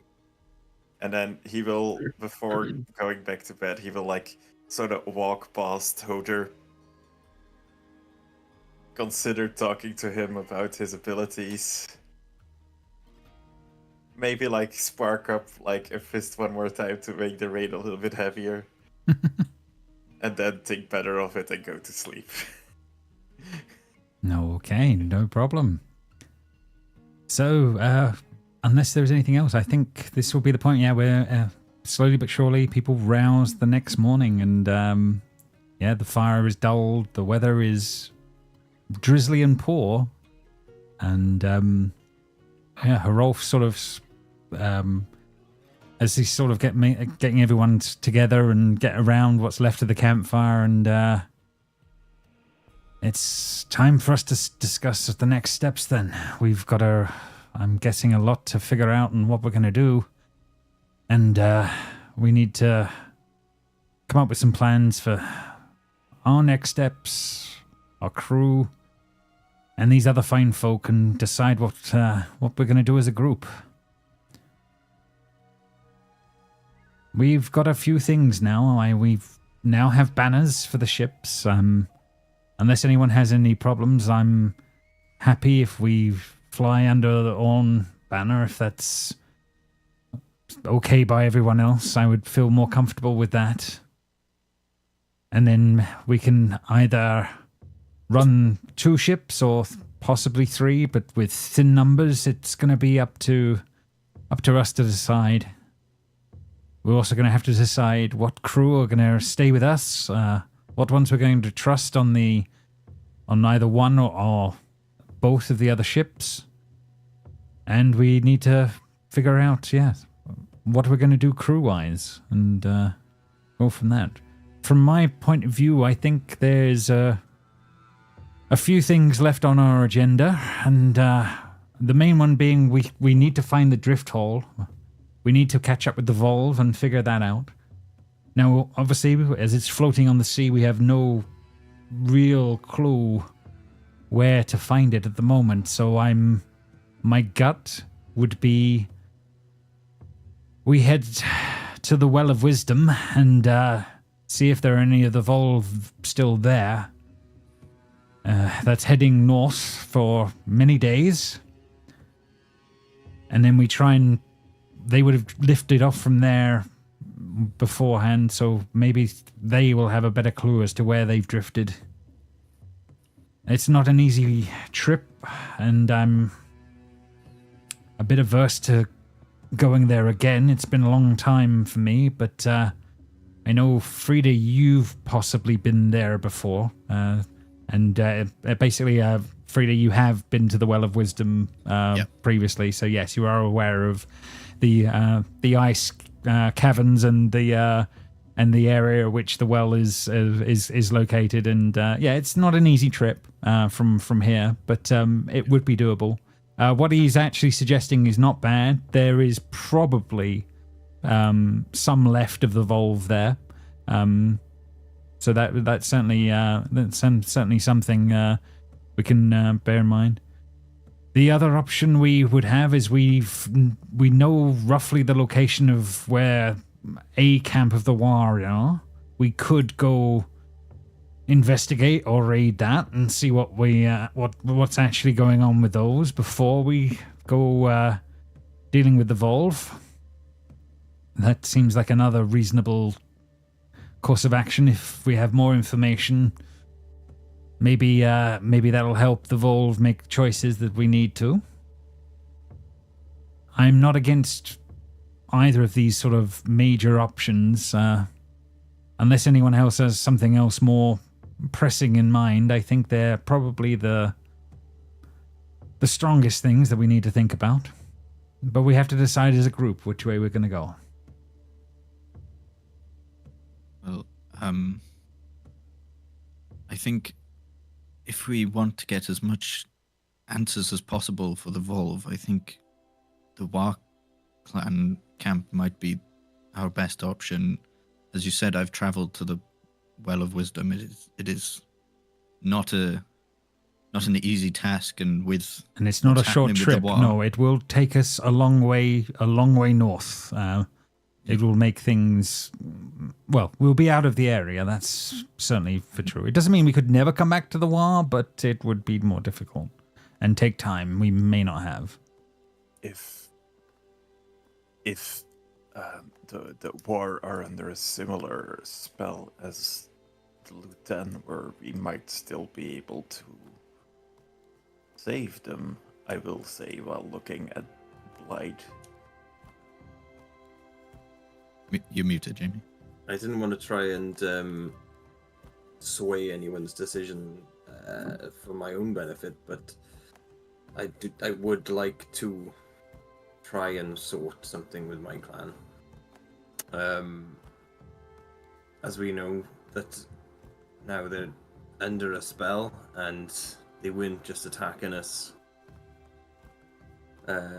without due course. I think for me it would be beneficial, but what does everyone else think is more pressing?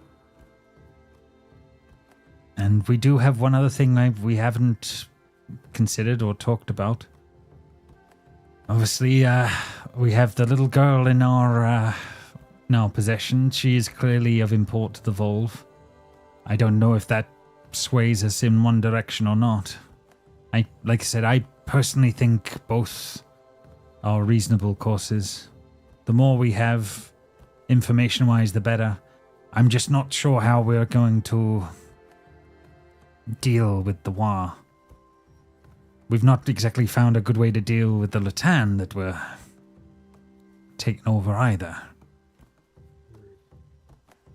But more knowledge is a good thing, not less. The more the Volve know, the more they can act. If we do decide to interact with the Law Clan, I may have a technique that could help us with their influence.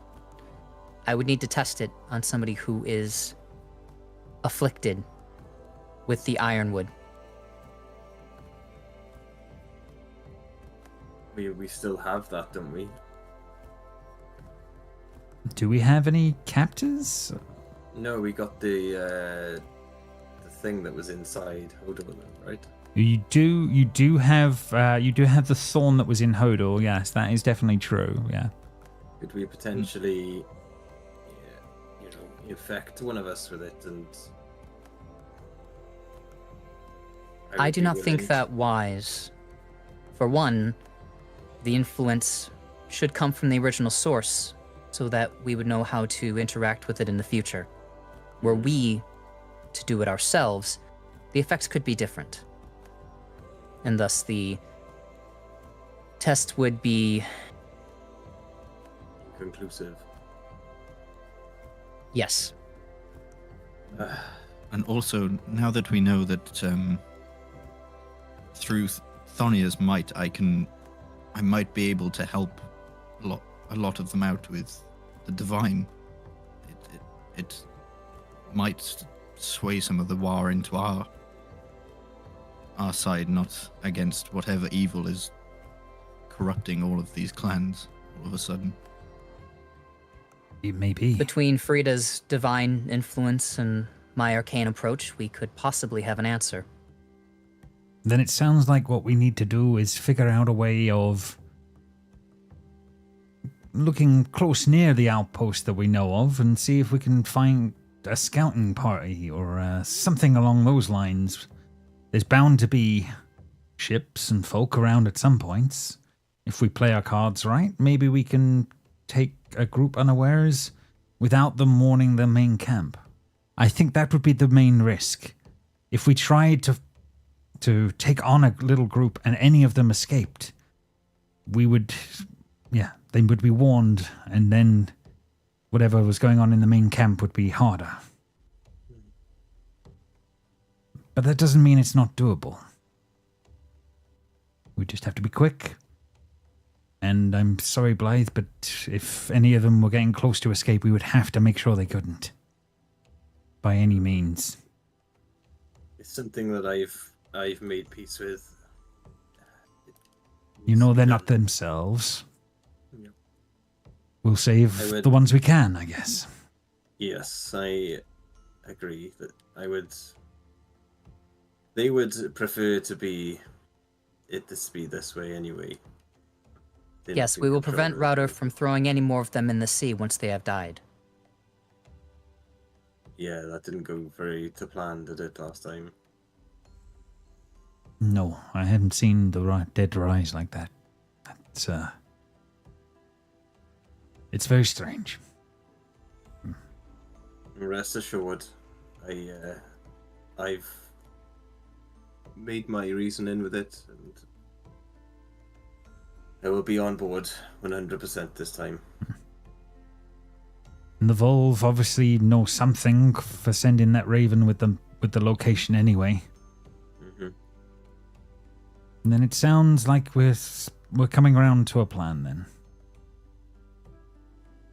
It seems like the best option, as you said. If we went to the Well of Wisdom, we would not be able to get back to the War anytime soon. And Agreed. whatever is plaguing them could worsen and take over the whole clan, which we obviously do not want. Indeed. Then it sounds like we have a plan. How far away is the War Clan from where we are now? I think it's about 4 days travel back, roughly the way we came. We made speed this way because we saw the volcano exploding, and we thought we'd need to be on a rescue mission, which we have managed to pull off. And we have managed to find banners here, which I'm not going to lie, that's going to save us a lot of trouble on the seas. But yeah, it will take us a few days back.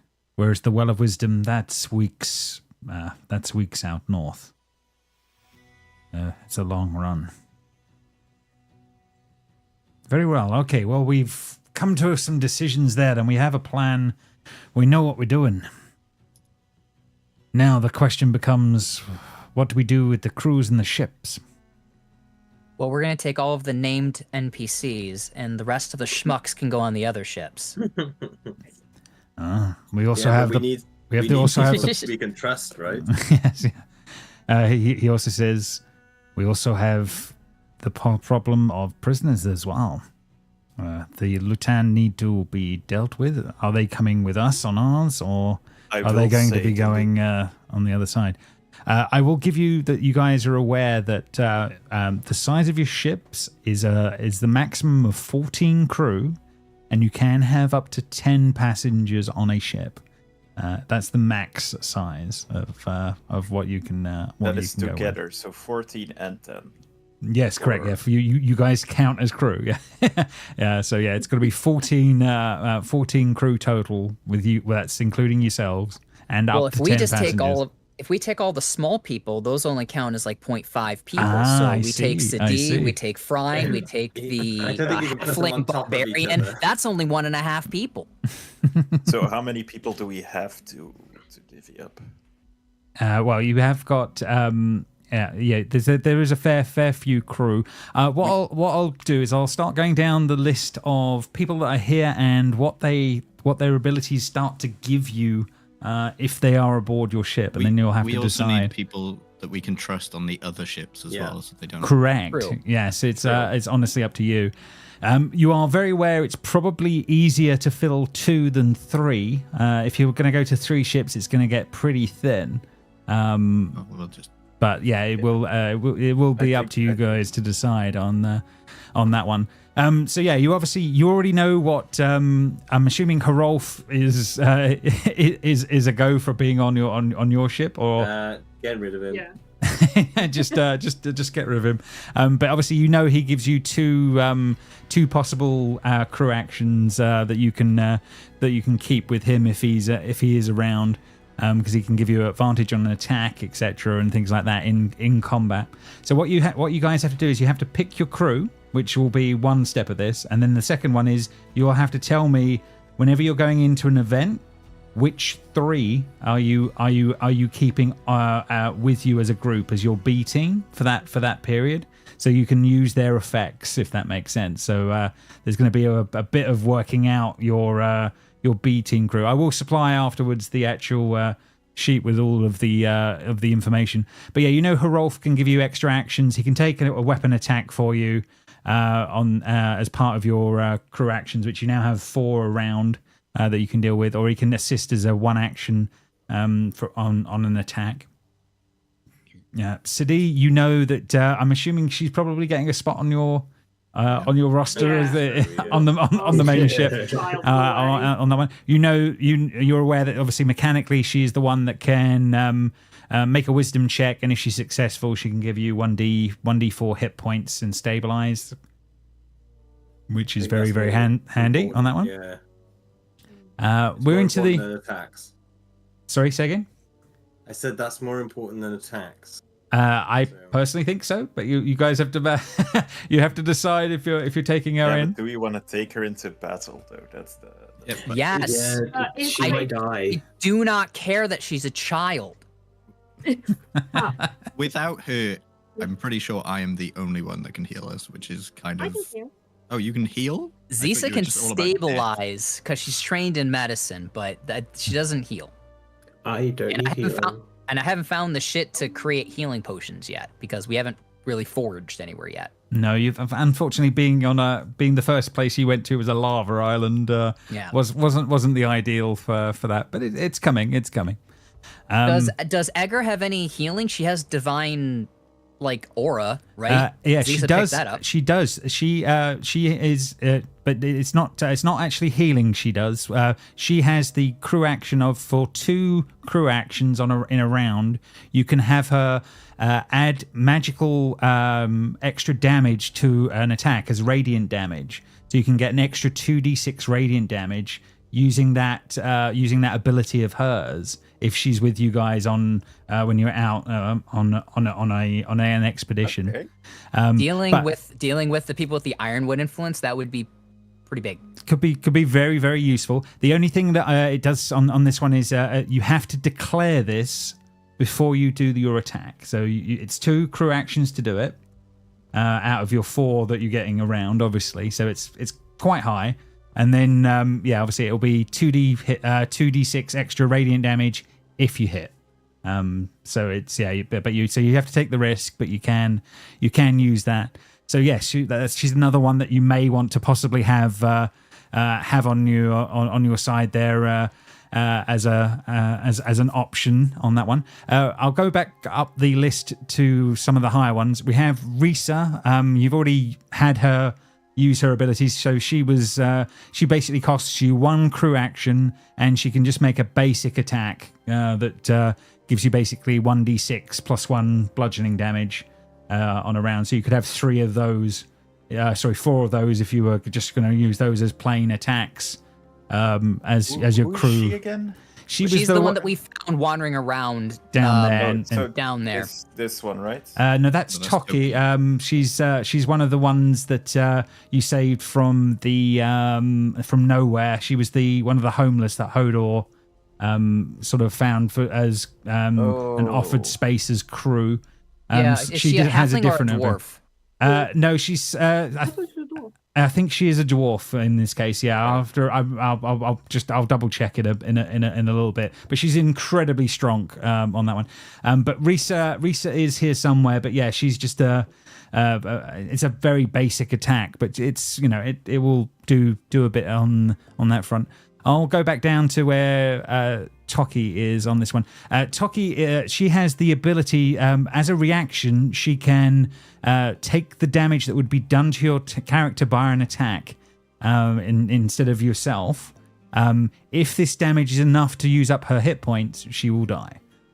So it's kind of like she can be like sort of for 1 crew action, she can absorb hits. She's a literal meat shield. She is literally like a shield bearer, is the best way of putting it. Do we get to know what her hit points are? No, I'm not telling you how many that is.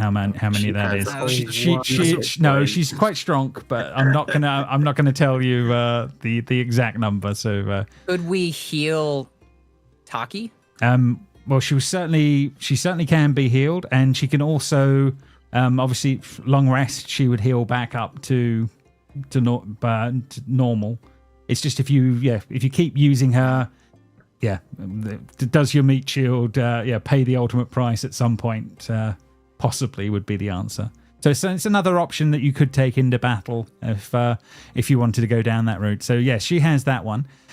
We have Blokey. Blokey is our bard. Now, this is a passive ability, so this is a little different. Basically, if you take them with you, you get the equivalent of basically Song of Rest. So basically, when you're taking a short rest, you can regain extra 1d6 hit points whenever you're spending hit die. So you can have that as an option with him, if that makes sense. So interesting. Another, you can maximize what you get out of a short rest if you do feel that you can spare one of your slots for him. He will give you that. I thought Blokey was the lady and Fjord was the guy. I think it's the other way around, but no, Blokey's the guy, Fjord is the lady. Yeah. Okay. Is the way I took it from the notes I took. Blokey is Jess's backup, and Fjord is my backup. Fjord is the rogue, and yes, so on that one, and they have a passive ability as well. If you do take them into things, they have the passive ability of they can help with traps and locked doors. So basically, it's a +2 to passive perception for the group, and it's also +2 for perception checks to do with traps or other dangers. And to any lock picking, you can get a +2. We do not have a rogue, right? We do not have a rogue. We sure don't. Yeah. Blokey and Fjord are coming with us.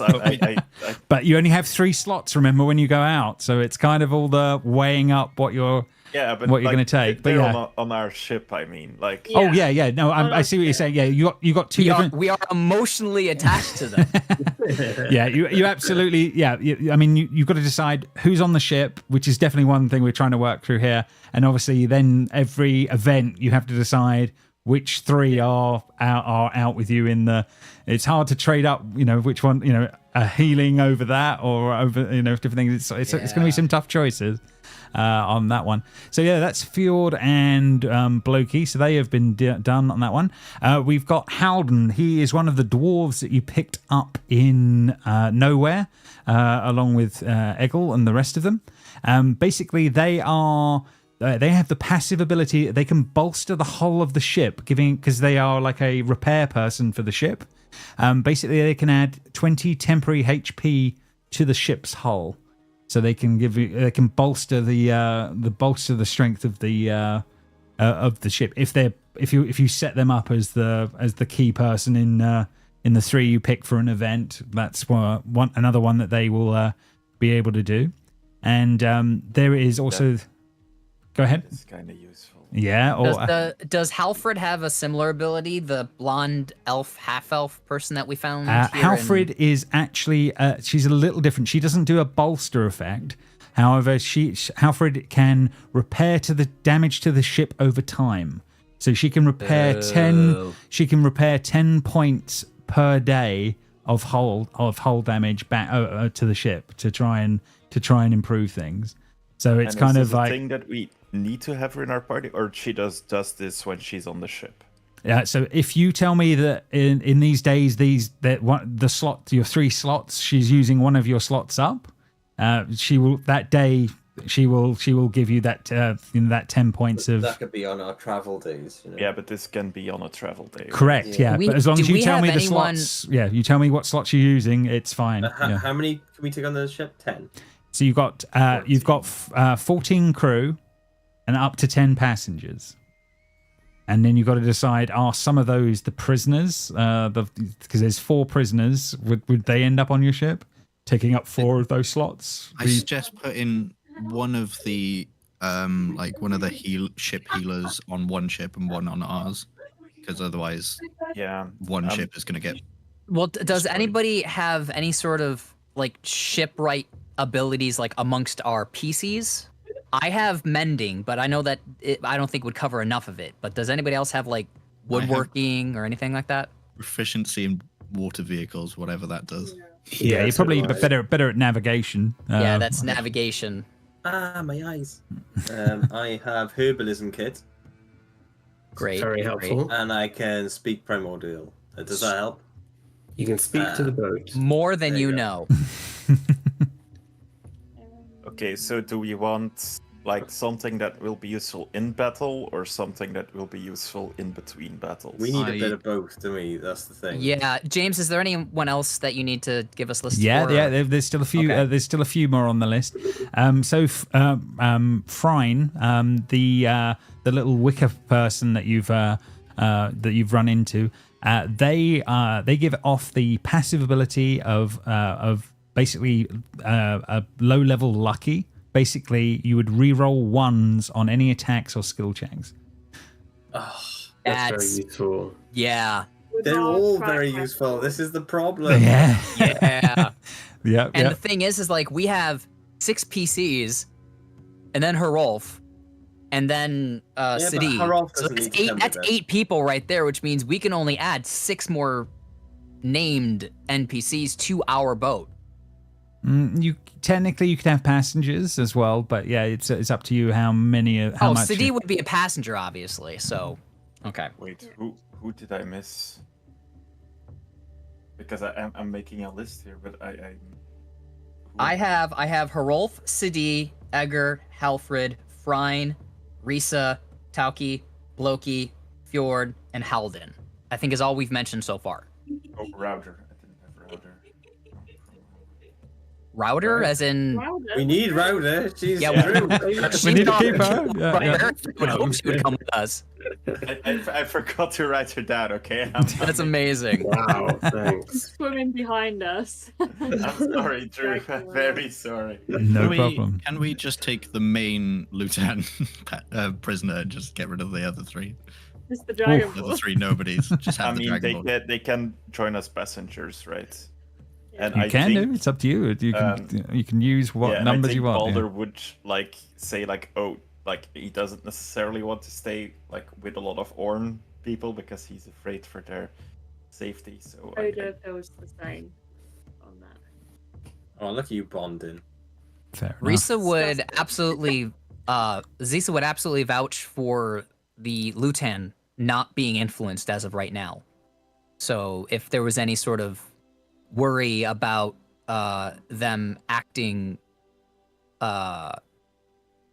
in that way, she could not only vouch for that, but also be monitoring for that. So when we like land to I don't know, forage or whatever we do, she could then do another lap around all the people to make sure that nobody has gained that sort of influence. So she could not agree with Balder, but at least say that. Fair enough. We've got a few more on here on the list that we do have to go through. So Thorngerd, the Orn sort of semi-leader from around here, she comes with the prerequisite of obviously you have to run under an Orn banner and to have her on the ship. But basically, she gives, if she's out with the group, she is +3 to persuasion checks. And any diplomacy type stuff, if that makes sense. So she is useful on that one. We need that. Yeah, we need that. Hey, I have a +0. We'll be fine. I mean, I have a +4, Freed but I'm is not. almost, yeah, I was going to say Freed is But almost. I'm more I got +2, so intimidating than persuasive. Fair enough. That's Intimidating. useful, and that really covers our weaknesses as well. Again, I mean, yeah. she'd probably want to keep an eye on the prisoners, right? What does the Dragonborn guy do? Since obviously he does something. He is. You do not know. Oh, Prisoner. At the moment, he's a prisoner. la-di-da, James, keep your secrets. I'm fine. gonna put that under. It's not been unlocked. Okay. Okay. On that It's your one. business. We just need to give him a good shake and be like, what do No, you we do? need to level up. We're not the right level. What's her name? If I Thorngerd. Thorngerd. Oh, you yes. mean the Dragonborn? no, the lady from. Yeah. Thorngerd is the is the woman with the +3 persuasion, and then we've got not many more to go now, but there is Raldan, one of the Orn that has been saved here. They have the ship passive ability of map making. They basically they can assist the players by creating detailed maps of unexplored territories they explore, meaning that potentially leading to new discoveries and strategic advantages may occur if they are on board your vessel. We are never about strategy. We don't need that. No, absolutely not. No, but Wing the it. completionist in me is Potentially leading to new, the way it's screaming worded is out. potentially leading to new discoveries or strategic advantages. Yes.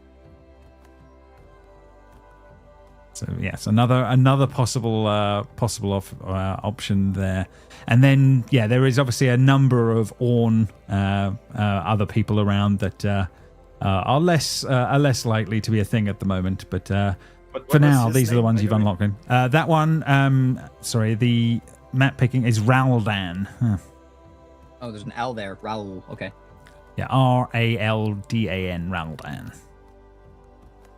And then the last one, I don't think I've done this one, is Ericur. And that one is, she is passive, increase boat rations over time, fish at sea, game on land. So they will... add to your food supplies, allowing you to go longer, on longer voyages without having ration Spell that problems. name, because I did not get that one. It's EIRIKR. So I may not be pronouncing it best, but I'm saying Erica as the closest I'm getting. But they're the key ones that you've unlocked so far, and yes, that's a lot of different. She's an corrections. Orn Raider. She is one of the Orn that you have Okay. that you have saved. Yes, yeah. Oh man.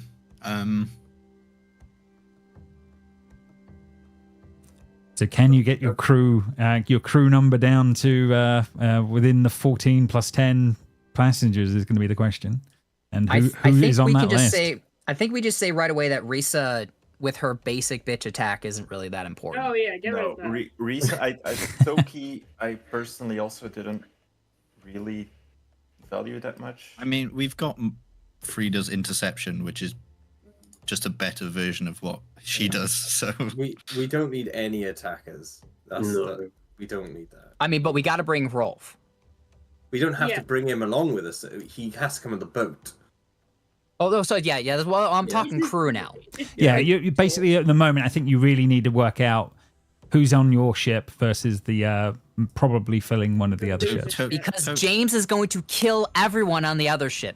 is what he's telling us. So You sound like you're playing a BioWare game. That's insane. So for now on our ship, this is the list I made. You can disagree with this if you want. I disagree. You have to say the name. Disagree, What they do right? as well. A principle, I disagree. Rolf, Zisa, Blade, Baldor, Hoder, Frida, Router. So that puts us at 8? So you're allowing Router to come now. 7? Yeah, I'm not swearing behind anymore. No. Then Thanks. and then Shida, Shide, not Shide. What? No, the little girl. I forget her. Oh, Sadie. Sadie. Sorry. Sadie. Sadie. That's okay. I cannot pronounce her name. Don't worry, I'm not even pronouncing it right, and I've heard Yeah. the How do you spell her pronunciation name? guide. Yeah, Sadie is more of a passenger. it's though, so I didn't SIDDDHE, need to worry but about it's supposed to be something like Seether or something along those lines. If you were doing, Yeah. I know, Oh, I like couldn't do it. Like- Oh, Its it's, name it's is- Welsh. It's Welsh. There we go. Yeah. Yeah, Norse, but Yeah. I also- Said that. Egil, Bloki, and Fjord, because those two are like. you can't get rid of Blokey and Cannot Fjord. leave I did behind. wonder. I just wonder. I don't think we should have Blokey. His You ability is can't not very separate useful. them. You cannot separate them. But it would add to their like tension or their love tension though. That they were when have to that, when choose that one other is ship on the goes boat. down, it'll just give her a tragic backstory. She can become an adventurer. Yeah, when it it dies, dies, take it up. It's fine. I put Hilfrid, which was the I think the ship.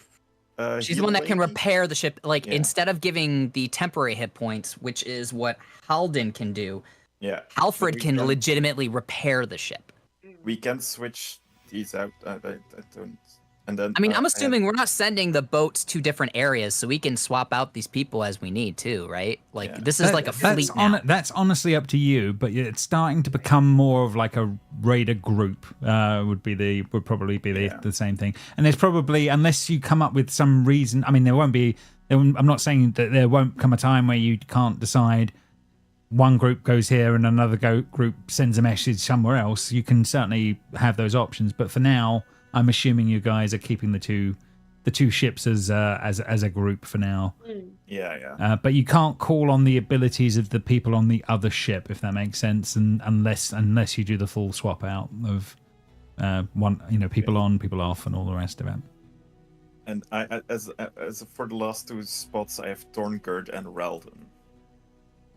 I don't have the little halfling vicar person, which I know you guys. Yeah, kind but of he was like. creepy. We need him. He's too We need flammable. creep factor. I think Zesa would really push for Frine, just because of the nature of what they've spoken of and how we need to get them to the Orn to suss out exactly what is going on with them.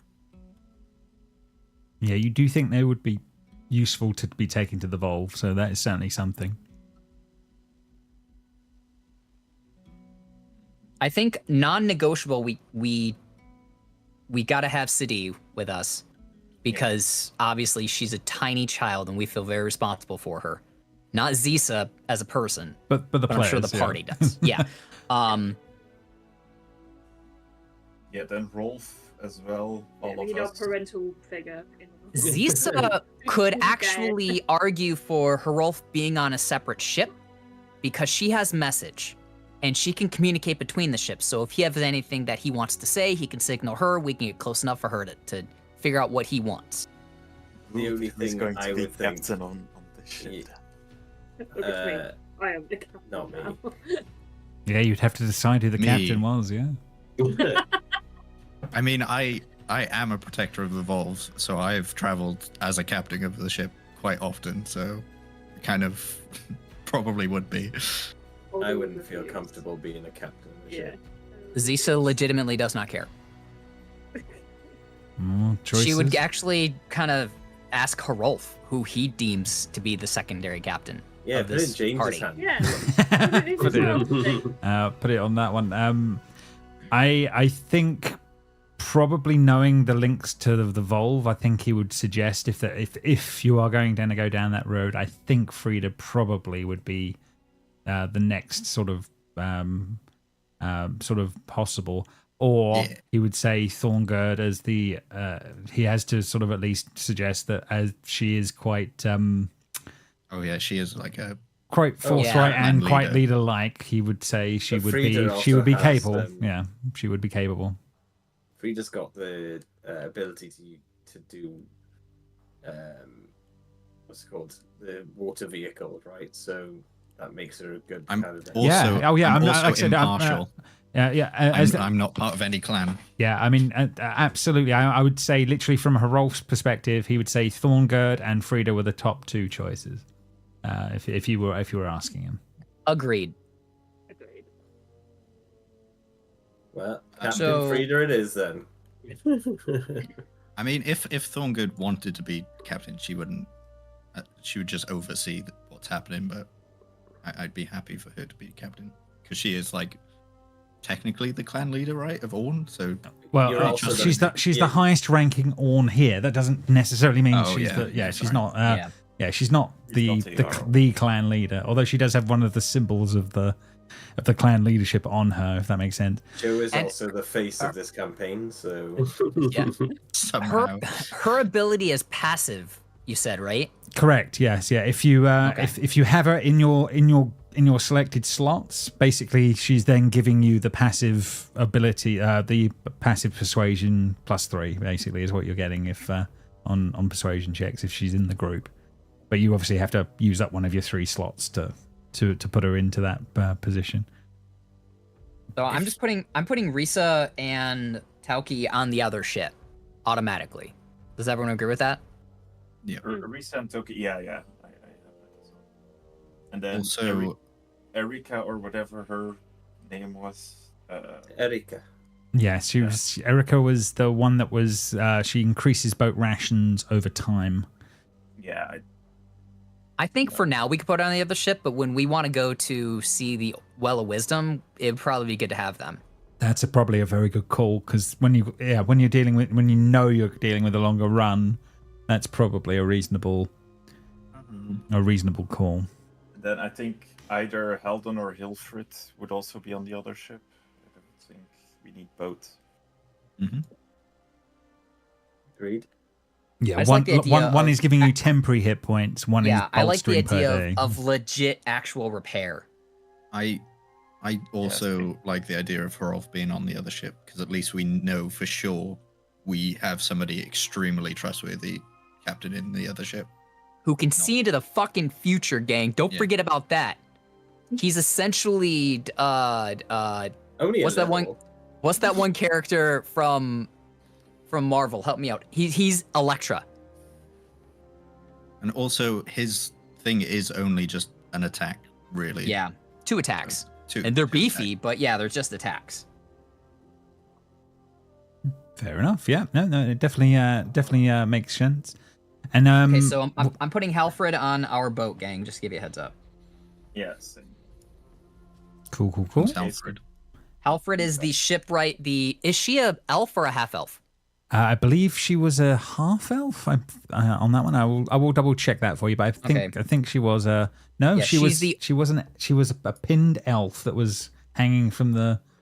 Oh gosh. Okay. So yeah, she's the Orn elf that asked us to find her tools. Did we ever find her tools, by the way? I'm gonna say that it didn't come up. But I'm gonna let it be that she's got enough of her tools together to be useful. We did it. Is basically the way I'm going to play. Okay, so we are saying we are putting Rolf on the other ship then. Yeah, because like I said, I can communicate with him. I'll just keep message on lock. So. Okay. And then I can also always send my familiar over to the actual boat to check out anything that's happening over there if they get too far away. Well, then I guess we can have bloody Blokey and. Yay! since one of the people is not coming on this. Fair enough. I think the Wicker guy should be on the ship. I'm pretty sure be with us. Very useful. Yeah. I think he should be. I can't remember what it was. I remember it being useful. Yeah, sorry, we it's, can re-roll ones. yeah. Oh yes, yes, Oh, then that's good. definitely. Yeah, but don't forget this has got to be an active party. Correct. So That it's it not gets like- harder So when you go to active party mode. Yeah, that's gonna be Frine a would be a passenger, right? Because we don't really know what Frine does. Actually, yeah, it literally doesn't matter to a certain extent because if they are traveling with us, then technically, as long as we don't get attacked on the boat, it doesn't particularly matter. No, it's only when you go into an event, something going on, you have to tell me, unless you're saying it's staying unchanged, what your 3 slots you're going to be using are, and for whom. So yeah, you have to give me that as a general thing. The one that would catch you would be things like if it's someone that does repairs over time in a day. You wouldn't be able to suddenly swap that person out if you've said that on this day they're in use, and then you go into an event. Suddenly saying I want to swap that person out is not. Yeah. You've already used their ability. Is it like if that makes sense. is it like preparing spells we do at the beginning of the day and then that's set? I think Yeah, that makes I sense. hadn't I think thought of that it in would be those the terms, best but one, I think yeah. it's probably you just tell me on a daily basis which ones are in your which ones are going to be in the slots, and I would argue if there's ever an event where we have both boats and the same place at the same time, we can actually like plan a raiding party. Then maybe we can swap out from what we choose on the boat compared to what we choose. yeah, like, I think going into someplace. there are going to be some outliers. I'm not going to lie. Yeah. And then I'll certainly give you a little extra leeway on some of that. What about prisoners? Are they going to be using up That's what I've 4 got so slots of your passenger lots? Yeah, I think we split them up. Yeah, I think we should split them up. We don't need the no names. Just We've got the Dragonborn. We got to keep the Dragonborn with us because he does something that's we don't know yet. But maybe one prisoners do we other have? one. 4? Including the Is it Dragonborn? only 4? Because Yeah. we have up to 10 prisoners. I don't mind having them with us, Yeah, you Like- can have up to 10 passengers on board. but I would prefer not to have them on the ship with a lot of Orn people. Like we have Thorngurge, fine. Like that's one person we can handle her. But like if we have her with like all the crew, all crew of Orn, I'm not sure that will go well. So far, it sounds like a lot of the ones that are on your ship are not the Orn, if that makes sense. You seem like there'll be more on the second we can ship. have them. We don't need. Yeah. We can have all 4 as passengers. That's 5 passengers, including. 6 because we have City and Frine. Oh, so are we considering them passengers and not crew? Sadi is Yeah. a passenger because she Yeah, doesn't she's probably really do doing it. anything. And Frine, I Frine. mean, you could make an argument either way, I guess. It's going to be up to you guys. He's not going to be the Frine's strongest crew. Yeah, he's very Yeah. small. and Does- highly But we can flammable. use both passengers and crew as our Correct. As long as they're In our on your party, ship. yes. Yeah, as long as they're on your ship, you can call on them as your crew action group, if that makes sense. To does the build your wolf slot. count as a passenger? Oh, The wolf can He is sit on a he is a lap. pet. The wolf is like just part of me though. yeah. I'm not gonna detriment him for what on that one. But yeah, you're not out. I of, would. You're not out of spot. Okay, What? but then if my calculations are correct, then we have plenty of space, right? Because like who are we taking except like so we have Wilfred, Loki Fjord. Hilfred, Thorgerd, Yeah. Bloki, Thorngurd, yeah. Fjord. I put Floki, thinking it was Vikings. Yeah, that. Well, when I said the name, I wanted to be like, okay, not Loki, but not Floki. That's why I picked Bloki when I just threw out the name. Okay, so The other Oki. Okey pokey. What's Reldon's and Raldon was the affiliation? map maker, so that's the if they're on board your ship, they have the potential to leading to new discoveries or strategic Yeah. advantages. That Let's have it on. sounds That sounds- cool. That sounds So useful. Yeah. that says if it's on board your ship, does that need to be part of our active crew? Our active party? If you want to have his ability being used, I'm gonna say he has to fill a slot. But yeah, Right. it's basically Yeah. to get their abilities in use, you have to fill your slots. So he's our long journey guy. Yeah. Yeah. There's So I 1, think one 2, 3, journey 4, would be 5, 6, 7, Hilfred, Relden, and then We don't need to worry about long journey. We need to pick the ones that we're using right now. I did. Apologies, the guys. I've just stalkers? spotted on my little list. I don't think I've done. Have you had Frenia? Rainia? No. Frynia. Like a disease. So she has the ability. She's accomplished sailor. She has the ability to improve the stability of the ship during rough seas. So she can give when's that gonna come up though? She gives you a ship-based effect of +3 to saving throws when in those sort of events, if that there's makes our sense. third long journey member. Is that an Orn or is that a? She is part of Lieutenant? the Orn. Yeah, no, yeah, she is one of the Orn, and I think that's the last one on my little list. Okay. Okay. So- So we have And what was Herolf your on the other third ship. ability? We have Sadi on our ship. We haven't talked about Egger, the Tiefling. I would like to have her long. It's like a mini smite. You can add. It sounds pretty okay, to be honest. And do we know she's do we want her to be a passenger or do we want her to be a crew? She is She crew said she was capable. good at yeah. crew, Yeah, yeah. she's crew capable. Okay, yeah. so we'll make her crew then. And then I suppose the rest can just go on the other ship for now because it's coming with us anyway. So I don't think Yeah. it matters. So And then then just split the no named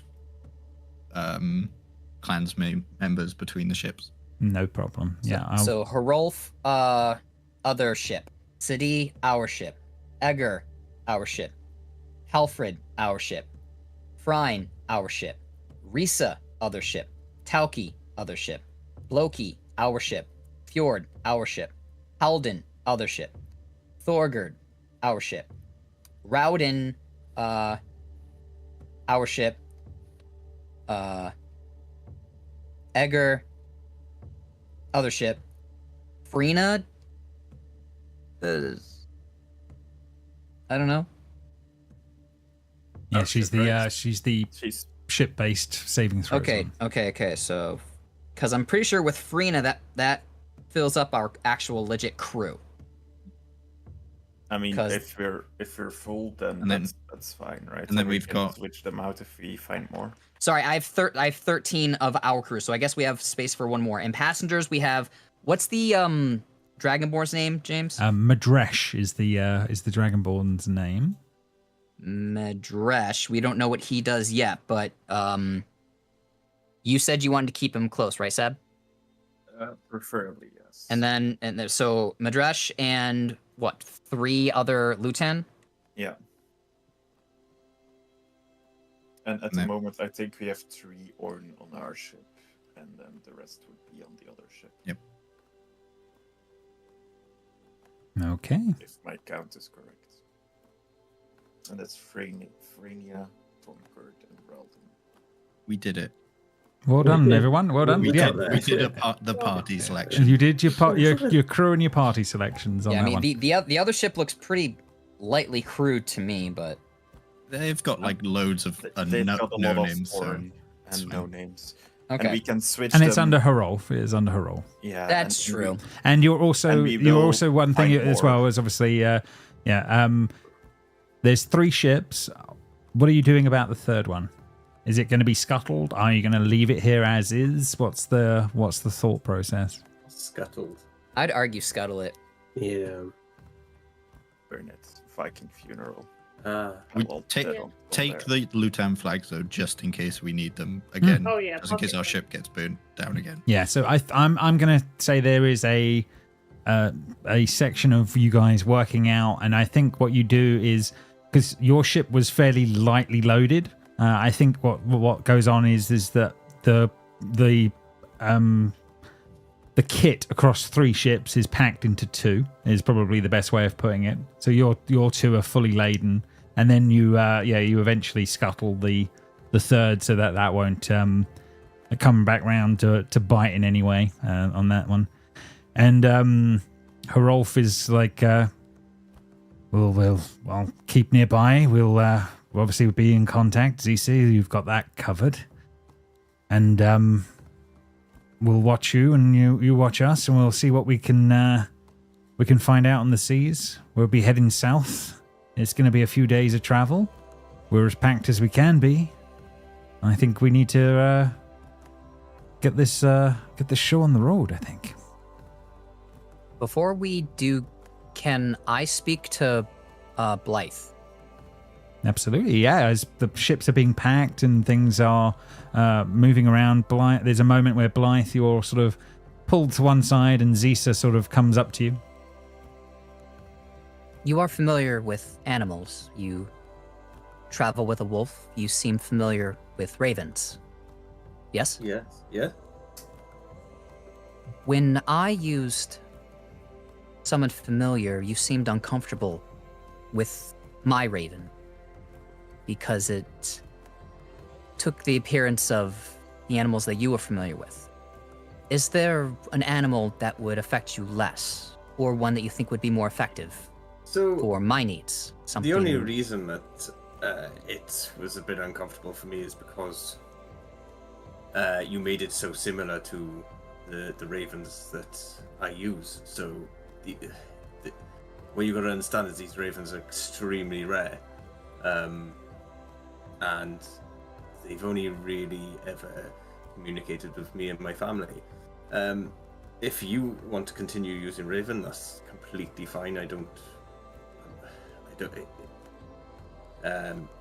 really feel that strongly about it, but I don't feel uncomfortable with any other animal if you wish to use any other one either. I don't have an affinity for any particular animal. I'm looking for the most efficient, which is why I'm coming to you. Which do you think that would be? So, I would like to stay with a bird, as we are going to be on ships. I was just about to say bird's probably your best bet. Would you prefer something fast or something that can see very well in the light of the dark? This would be something that would be used for scouting, so something with good sight. An animal that can see in the dark would most likely be preferable, as when I look through their eyes, I do not have my ability to see in the dark. So, Eagle. I feel like Blythe would probably suggest an owl, but I feel like it's a bit metagaming as well. Actually, this is why Zisa's asking you, because Conrad wants you to tell her owl. See, as an animal expert as I am, if you want the sight in the dark and good vision, you can't really go wrong with an owl. Could you summon perhaps an owl? I can, yes. Or perhaps there is you could have maybe a hawk, falcon, anything like that for the day. But if you want to keep tabs on the night, then I would probably suggest that an owl companion would be best suited. Thank you. You're and welcome. Zisa just walks off. And Blythe walks off. So I guess are we traveling during the day or the night right now, James? I'm going to say it's taken a while. We're going to be midday by the time the ships are packed and you've started to scuttle the second the ship. So it's going to be getting on for afternoon when you start heading off on your first day, obviously, of whatever this travel is going to be. Okay, then I would like to ritually summon Find Familiar with an owl companion. No problem. So yeah, the new form will take shape. Yeah, when you're getting yourself set up and prepared for it. Is it still white? Unless, I feel like the owls that Risa has seen have not been like Arctic owls or any white owls as far as that. She's probably seen the ones that are common in regular forests. So probably just like a regular barn owl or a tawny owl, I guess. Okay, there we go. Decision made. So we'll get a little token for a tawny owl to come through. That will be not a problem. Unless otherwise asked to do something specific, she's going to spend the rest of the time with the wizard's body. To scribe those spells. No problem. Have we slept yet? Yeah, this is definitely the next day. You've slept, you've rested, you've done all of the I bits. need to roll a d20 then. Oh yes. Oh. I'm okay. I wake up. You're alive. I'm alive.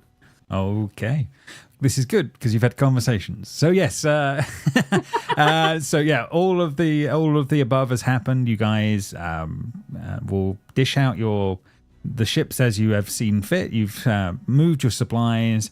You've prepared for the day ahead. The weather is pretty terrible as you're looking around. It's not looking good out at seas, but the seas await on that front. The only last thing you have to give me is on this first day, what are you going to fill your 3 slots of your crew abilities? Which ones are you going to be taking use of? And I'm guessing we're putting Frida in charge of the ship. She's our captain. I believe you. I think so. You're going I think that that's what way, we yeah. sussed out. Yeah. Yeah, okay. I am the captain now. I think one of our slots should be Ralden, in case we want the map making. Since we're just traveling for the next couple of days. Yeah. How long will it take to get to the... Harolf thought 4 days. So there's going to be 4 days of travel going on. Okay, so Ralden, probably. Hilfred is of no use. What does Thorngerd do again? I'm sorry, I've been asking this a lot. Thorngerd is the one that gives us advantage when we talk to people. We aren't going to talk to anyone on the sea for a while, apart from each other. Why don't we say Frine? Because if we have to roll anything and we roll a natural 1, that's bad. Sure. Yeah, and then maybe Freyna, she was like the travel thing, right? Yep. Prove stability. Okay, so all right, fair enough. So your 3 slots are chosen for the day, and you guys will set out to sea.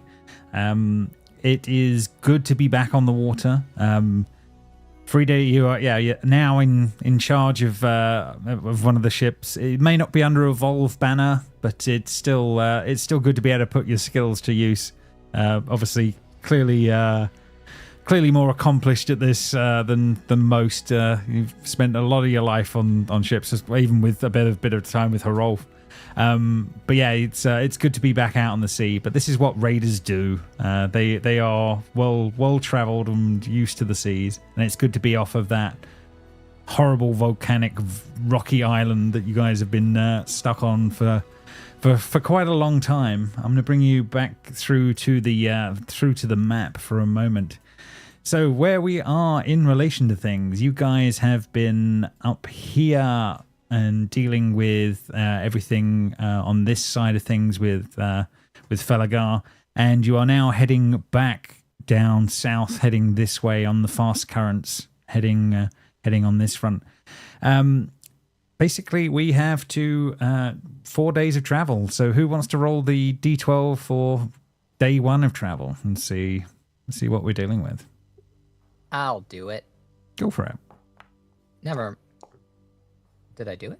Okay, yeah. So the first day of travel goes without too much incident. The weather is still appalling as that's going on and how things are. Baldur, does he do anything to balance any of that out over time, or is the weather just staying where it is? So at this point, he hasn't sussed out how. So no. Yeah, fair enough. So the rains continue unabated. Clear waters as your first day of travel will pass without incident as you guys start making your way further south. Who wants to take the second roll? Oh, please let me. Go ahead. It's the second dice I've rolled. Oh. Okay, fair enough on that one. So yeah, a second day will pass, and it's 11 and 12, isn't it? well, it's always high. it might be a little bit of that. But yeah, another day of travel without any issue as this is going on. Yeah, you don't have anything occur. It's getting quiet on the road. At one point, when I'm not with the body, can I ask? Rauda for a favor. Sure, what do you need? I would just like you to resist. Try to stay planted where you are. I'm going to attempt to move you. And I need you to roll a strength saving as you feel a force attempt to push you back. What am I rolling? Strength saving Strength save, yes. Level 4 new abilities kicking in. Ooh. Oh, damn. You She feel just firmly plants her feet down and like. You feel a Does force. You almost, definitely like, feel something is going on, pose. Rauda, but you fight against it. But yeah, you have to fight against it. Can I attempt this again? Yes.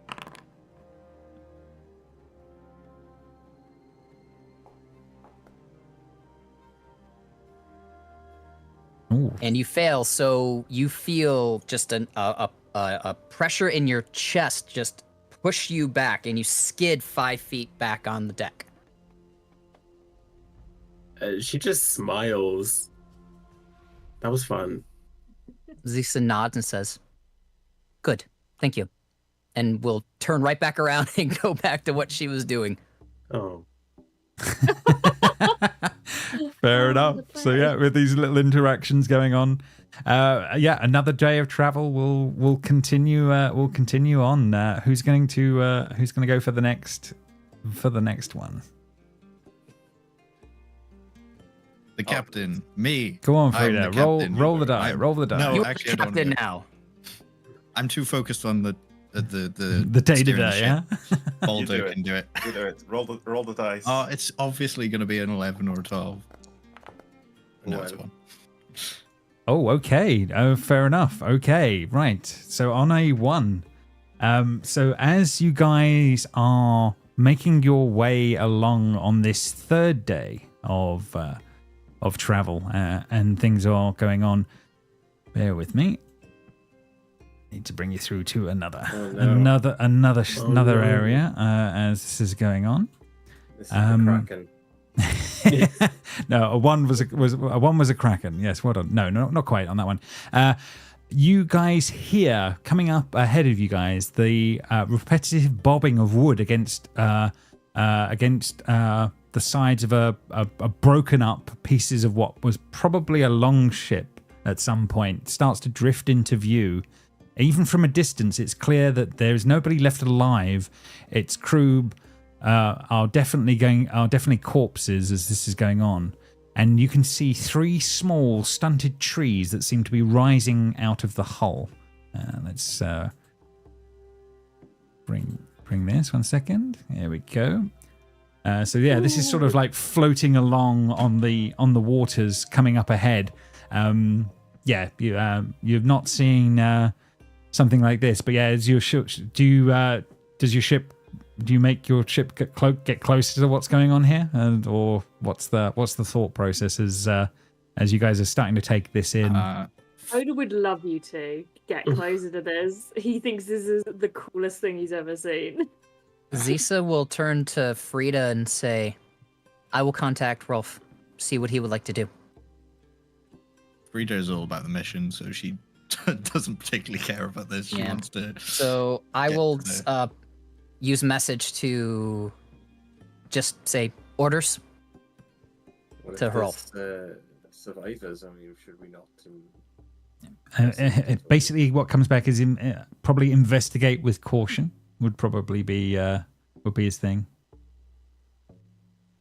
And I'll send a message back, saying understood. And I will tell the crew. Hrolf wishes us to investigate, but carefully.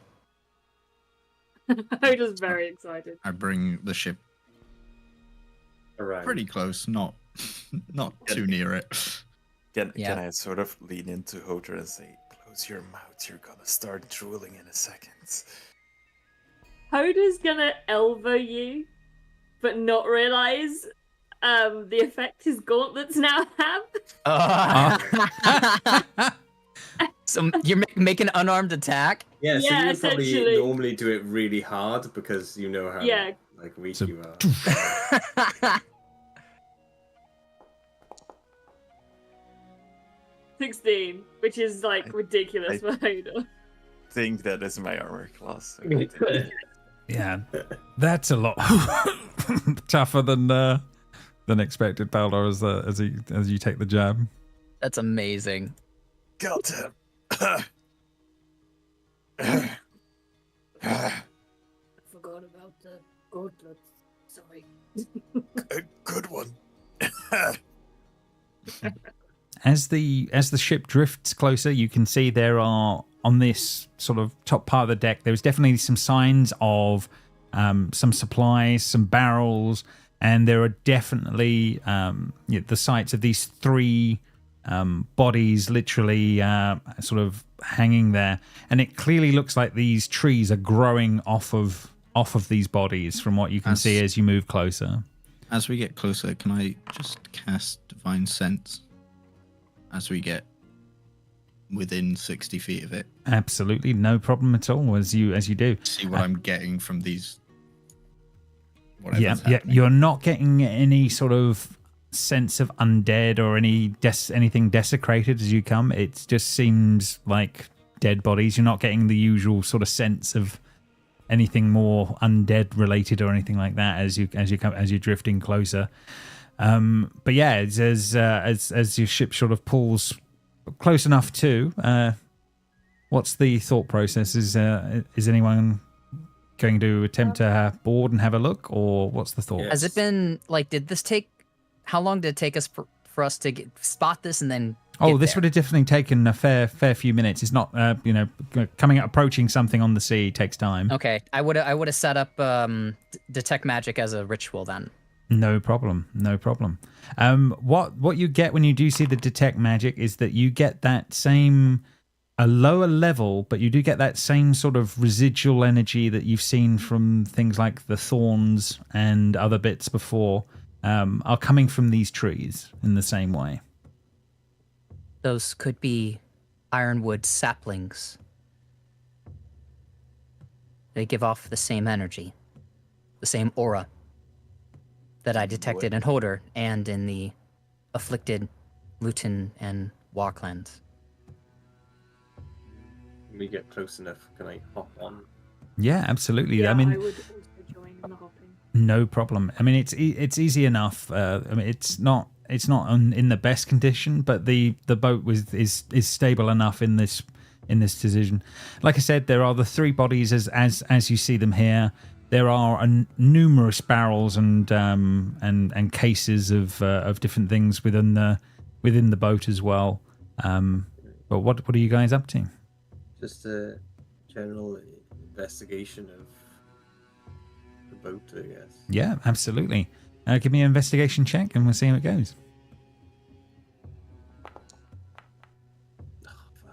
Oh, it was on It was 17 on and the rolled back 17, over to 3. that's Yeah. annoying. Fair Hodor would enough. have been helping, right? I mean, Hodor yeah. was gonna do. I'll let you, Hodo, you can roll. If you've got something that you were going to roll, let me know. What were you? Yeah, I was gonna do. I was gonna try and determine whether or not the trees growing out of them is what killed them, or the trees grew out of them because they were dead and you. I'm going to let you either do Arcana or Medicine in this case. Yeah, I think me and Hodor would be doing very different things. Yeah, Yeah. that's why I'm definitely taking that Zisa's owl is circling this all, by the way, and looking around too. No problem. But Seth, he's not here for it. He gets advantage next thing he does.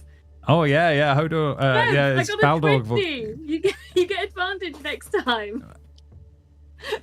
Finally Good pays stuff. off. Finally pays off. Hodor, for you, you work out. It's very obvious that these things were internally within them, and then they sprouted there, and that's what killed them, and they've literally grown out of the bodies since.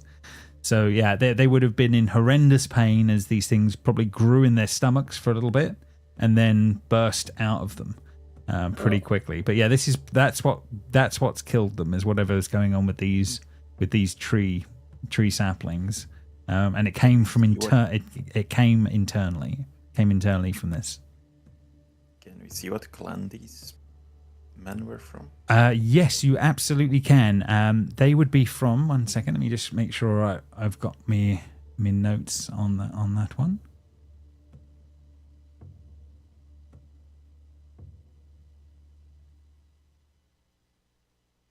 Bear with me. I've got to just find the note on it.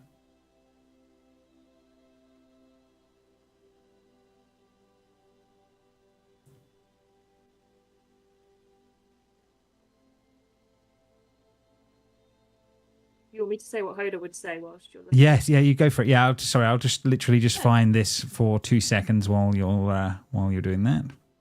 So Hoda will be looking through and he'll work this out and he'll turn and say, The trees were kind of planted within them.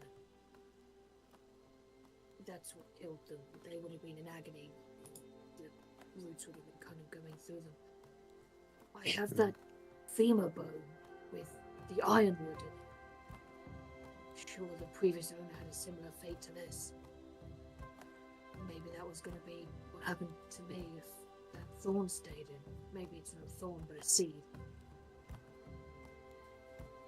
Perhaps it acts as other plants do. When it is relocated, it grows in whatever soil it can. In this case, the soil being the body. They would be from Clan Nassel. Is what you would be finding. So High North group. Hodor, you pass this information on and work that out. Blythe, from your 6, the main thing you're finding is that there's a lot of food stores, lots of apples in barrels, is the honest truth. Why have they got so many apples in barrels? Very strange. No, obviously not. Transporting food is probably the thing. With a 6 on his investigation, he's probably not put two and two together as that's all going on. But is there anything else you guys are doing? Yeah. I take a little sapling from the tree to propagate it. Take a cutting. Yeah, I want to propagate. Oh, this is such a bad idea. It's a terrible idea. Great. Do wisdom saving. Go ahead. throw. Yeah. You can definitely try and take a little cutting. On that one. If you give me a nature check, let's see how you do. Can you take a reasonable cutting? 16?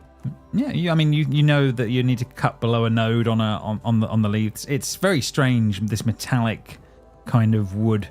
But yeah, you definitely managed to cut that off. One sapling, one cutting, we shall say, as things are at the moment. Blythe and the rest of you, anything else going on with the stores or any of the other stuff that's on the ship? What's the thought process? Well, I feel like I've done my bit, so I can't.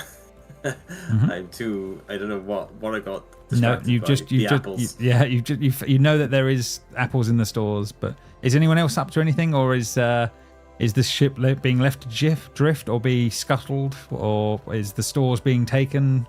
What's the thought process? Do the trees that are growing, do they look like they're sprouting fruit? Make a nature check. Oh no. What do we know? I suggest we burn this ship. I'm just worried that they obviously ate fruit or something and it started growing in them. That's how the watermelon started, isn't it? That's what you tell your kids. My kids. Don't eat watermelon seeds. That's what Drew tells your kids. Yeah, Drew, stop doing that. Stop making Yeah, they don't appear to be promise. they don't appear to be actually sprouting any sort of fruits or flowers that would become fruits, as far as you can see, router on any of that kind of thing. You're not seeing that. Frida would suggest burning the ship, Yeah. setting it ablaze. Zisa's owl has been circling, looking for anything that could be useful. Weapons, a banner of the Volve, or a different banner, possibly. So she will do that. And my owl has a +3 to this. Okay. And advantage. So Since I don't have the owl yet, I'm just going to roll for me and then do the math. Mm-hmm.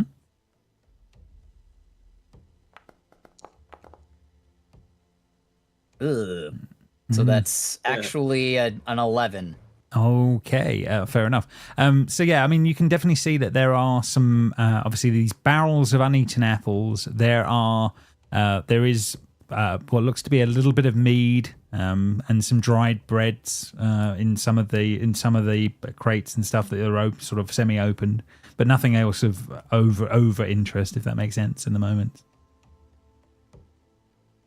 Okay, so Zeus will say, if you would like to remove yourselves from the ship, I can sink it. Should we not set fire to it? Are you going to be Bury all leaving these people? the supplies and the rations behind, or is that coming with you I guys? don't know. They're not there to be. I can't see them. Well, you've spotted the apple barrels, but that's about it. How these apples? I don't want to keep pressing on about them, but how fresh are they? Yeah, they're still edible rations at this point. They're not spoiled yet. They will, but they're not spoiled yet. What variety of apples are these? Oh my goodness. Granny Smith. Whatever your I heart's was- desire. Yeah. So I was actually Red asking delicious. to see how long they've been out there. That's James, all. what is the land of origin of these apples? Barring that it's Clan Nattle that are north. But yeah, that's not their normal trade. So yeah, it's a bit weird. We didn't know what wolves were. Do we know what apples are? Oh yeah. You know what fruit trees are. Yeah, you're fine. Wolves are an unusual thing. Yeah. So are you sinking it as is, or are you taking supplies and leaving? Is the question. Oh, I will take a tooth from one of these guys. I haven't taken a tooth in a while. Why? Why are you doing this? No, I'm talking One of these to days, these Hodor. teeth are going to become useful. I'm just. Are you making your own blood magic sort of class? Spoilers. Teeth magic. Teeth magic. Hodor is becoming a tooth fairy. Yeah. I resisted the bone magic. I didn't really like the sound of that. Bone zone. So come on, right. So what's the what's the status of this ship? Is it being dealt with as is? Are you taking what is I think we should take salvageable? the apples. I don't think there's any issue in taking the apples. I think they're contaminated. I don't think we should eat anything. I think off they've that eaten ship. these apples, and that's what's happened. But James, can I roll something to see if apples ever grow from ironwood, or if they grow any fruit Yeah, you whatsoever? can make a history check. Yeah, absolutely. Oh, history is bad for me. Not bad, You but can do nature. nature would be better. Okay, thank you. Can I aid? Yeah, if you wish. Yeah. Go ahead. Thank you. 16. 16. No, yeah, you've never heard of the idea of ironwood trees sprouting fruit or apples or anything like that. Ironwood has never been known to produce fruit, to my knowledge. I believe these are just regular apples. I guess that what's happening is we're getting a bit weary of everything, even apples. Are these apples our chair? The apples Oh are my our Apples chair? are your chair. Just take the apples and shoot the I ship. think, yeah, well, I Let's go. said that's what I was going to say then. Do Let's just take these them. apples look like mimics? Just like thing. Is Baldor taking an investigation check at the apple barrels? I am not. I'm not there. Is anyone? No, Hodor would be getting. It would be like. Do you want me to bring these on or not? Yes, That's yes. fine. We can always just cook them or something. I think any rations are a welcome sort of benefit to us. Okay, fair I'm enough. very excited that he can lift these apples. Like, Oh these yeah, box of yeah, apples fair enough. onto the Yeah, ship. He's like, "Ah." with ease, and there's the strength. And yeah, so there's a scene of you guys taking the rations from the ship, and then I'm assuming lighting it on fire. Or is that the plan, or? Yeah, I think so. And as you guys sort of watch as the trees burn, as it sort of drifts away from you guys into the fog as this goes on. The sea opens up once more for a little while. What are we rolling for? Oh, this lighting in a fire. Yep, perfect. Yeah, as the boat goes up, the ironwood trees burning, and as this Do they blackened burn ash. Normally, like, I know trees burn, but because they're ironwood, do they burn as normal? No, this is very, very black smoke when this is happening. Way more than you would get normally. And they're burning, but it's tougher to get them to go. It's an eerie and odd sight as you just see this sort of blackened, billowing smoke going off in the distance as you guys start to pull away from that as this is going on. The fog that was around you all and fairly thin, over the next period of time, that fog will seep in more and more as the day will start to pass. The visibility has dropped and you've had to lower the speed of the ship with the amount of what's going on. A bit more time passes and it seems like this fog is starting to get to the point where it's just hard to see anything through it and figure out what's actually going to be going on. However, slowly but surely over the next little period, something starts to appear out of the fog, and it appears to be some sort of an island. It appears covered in thick green forestry, and there appears to be some sort of a building nestled within the space as the sort of fog has cleared enough for this space to be seen up ahead. And yeah, your boats are sort of slowly drifting closer to this strange island in the middle of nowhere. Blythe, do you have anything from your war clan that we can put on the front of the ship to at least show that we have at least some part of war, just in case they could try my shield here, but Blythe, as you're even thinking or contemplating it, there is a cold nugget in your stomach, a knot, where you think this has got nothing to do with the war. This doesn't look like war. And then it's sort of like you just got the sense that this is something.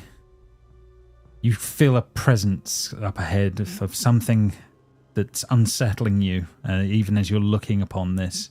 As the black smoke starts to appear from one of the chimneys at the top, you're very unnerved by this scene. I don't like this. I don't like this one bit. And I think what we'll have is we sort of, as he's sort of saying that, the camera sort of pans back as your little ships move closer to this.